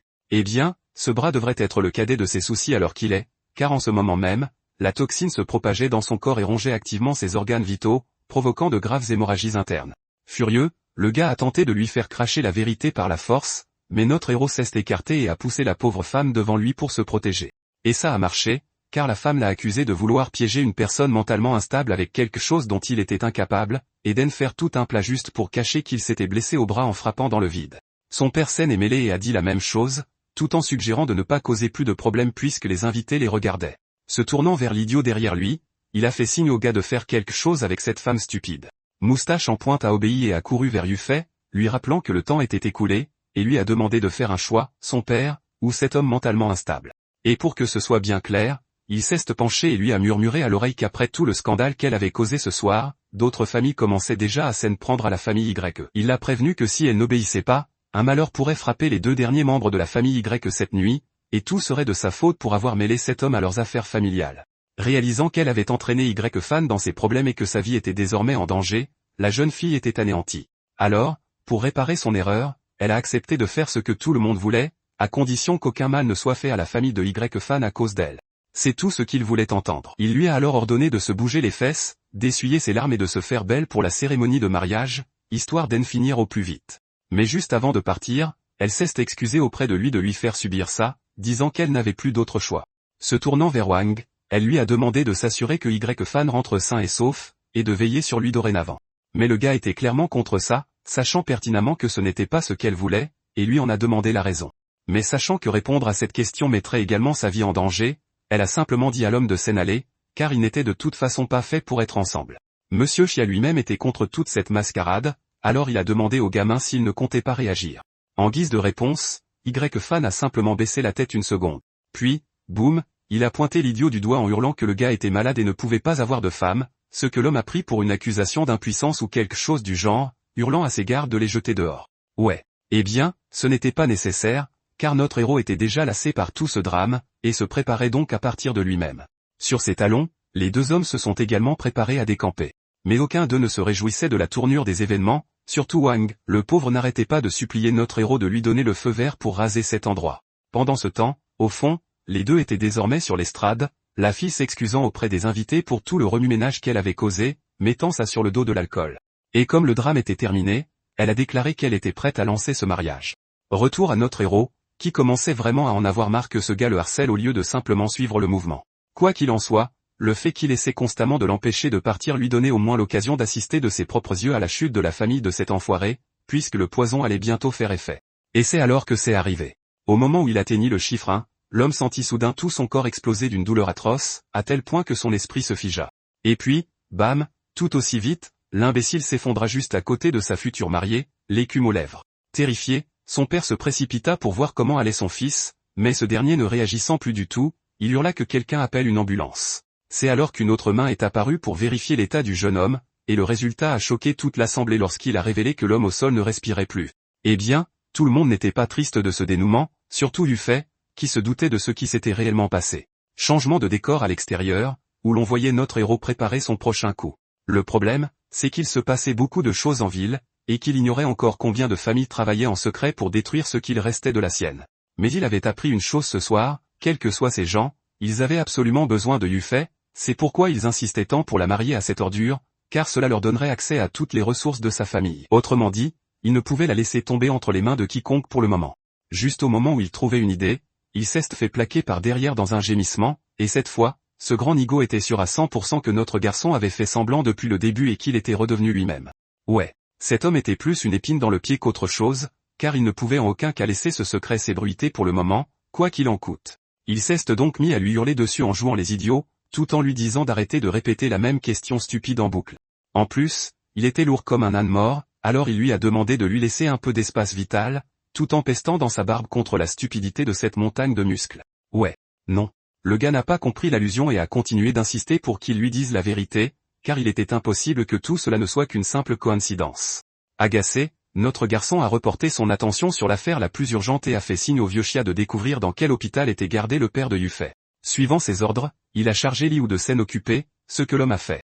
Mais au fond de lui, il ne pouvait s'empêcher de se demander pourquoi un homme comme Chia irait jusqu'à soutenir une personne mentalement instable.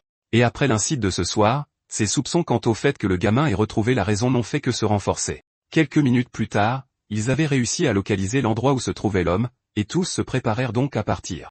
Mais juste au moment de partir, la tête de Linotte derrière eux a attiré l'attention de Monsieur Chia. Et lorsqu'on lui a demandé ce qu'il voulait, l'imbécile a lâché que si Chia allait si loin pour aider à sauver le père de Yufei, c'était parce qu'il avait commencé à développer des sentiments pour cette femme. Sans même lui laisser le temps de s'expliquer, il a prévenu l'idiot que s'il osait regarder cette femme de travers, il le clouerait au sol. Ouais. Le pauvre homme a simplement fait demi-tour, car il n'avait pas envie de s'encombrer de ses bêtises.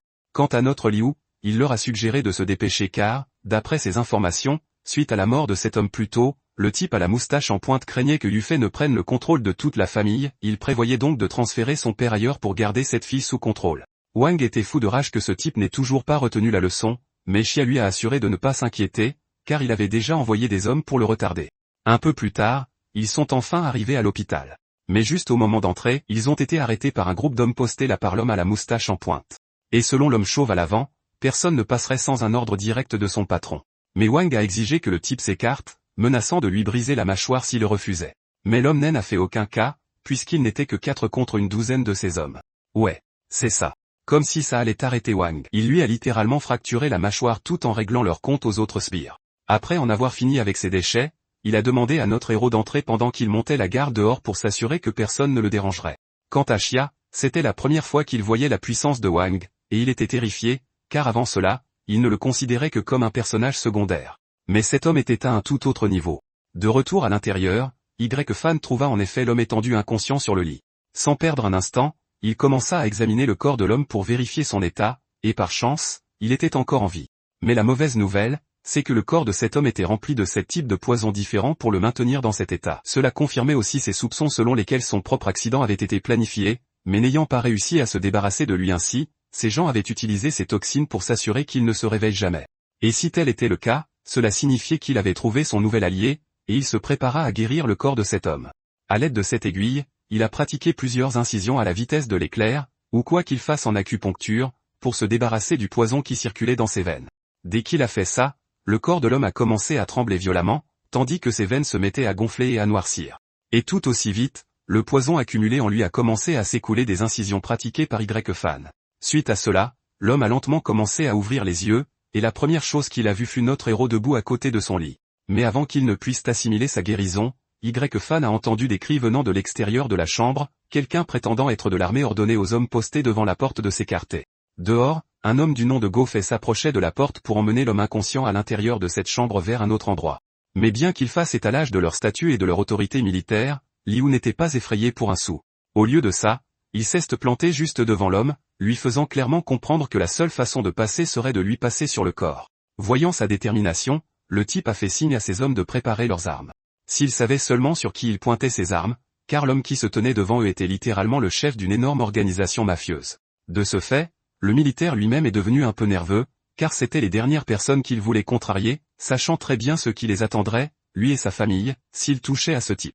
De plus, il avait juste été envoyé ici par cette moustache pointue pour faire fuir ses gars, et il ne voulait rien avoir à faire avec les drames internes de cette famille.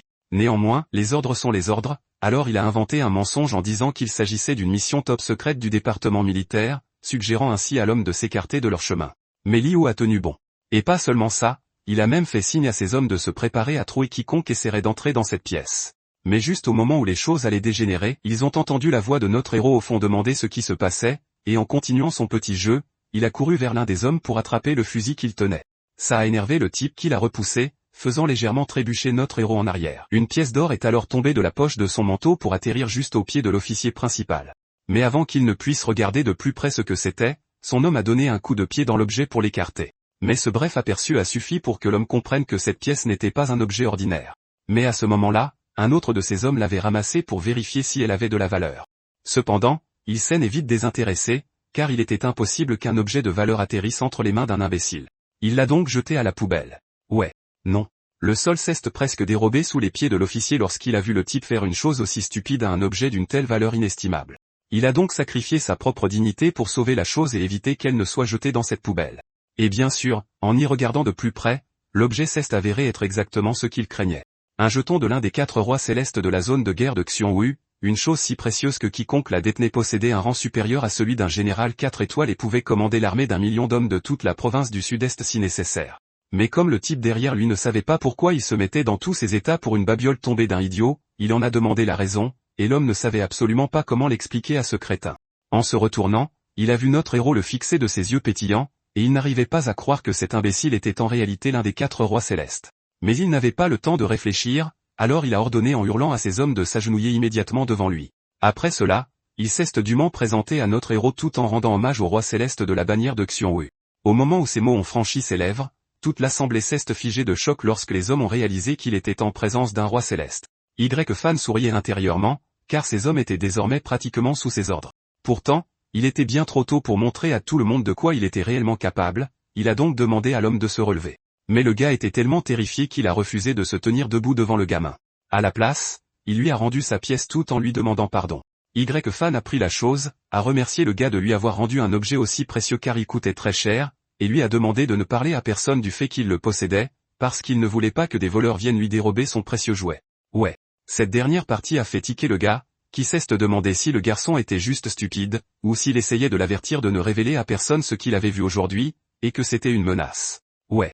En levant les yeux, il a compris que c'était bel et bien une menace. Réalisant le petit manège du gamin et le fait qu'il n'avait rien d'un idiot, il a baissé la tête, sachant pertinemment le sort qu'il attendait s'il désobéissait à ses ordres ou l'offensait de quelque manière que ce soit. Ceci étant réglé, il s'est rapidement levé, s'est excusé auprès du gamin de l'avoir dérangé et a promis qu'il obéirait strictement aux ordres du roi céleste.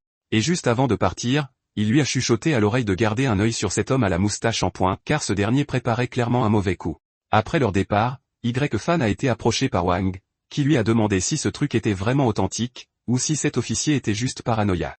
Et puisqu'il demandait à Y-Fan de lui remettre l'objet, notre héros a commencé à faire des histoires. Leur petit théâtre était observé depuis l'intérieur de la chambre par le père de Yufei, et l'homme n'était pas content.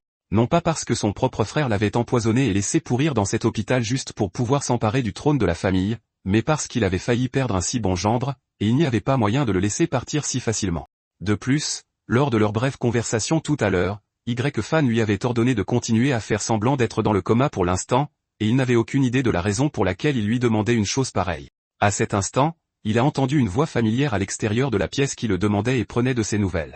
Retour à notre héros, là où Yufei était enfin arrivé pour prendre des nouvelles de son père.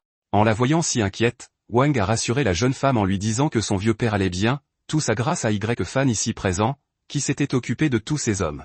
Cela a fait naître un sourire sur son visage, car c'était la deuxième fois aujourd'hui qu'il lui venait en aide, à elle et à sa famille.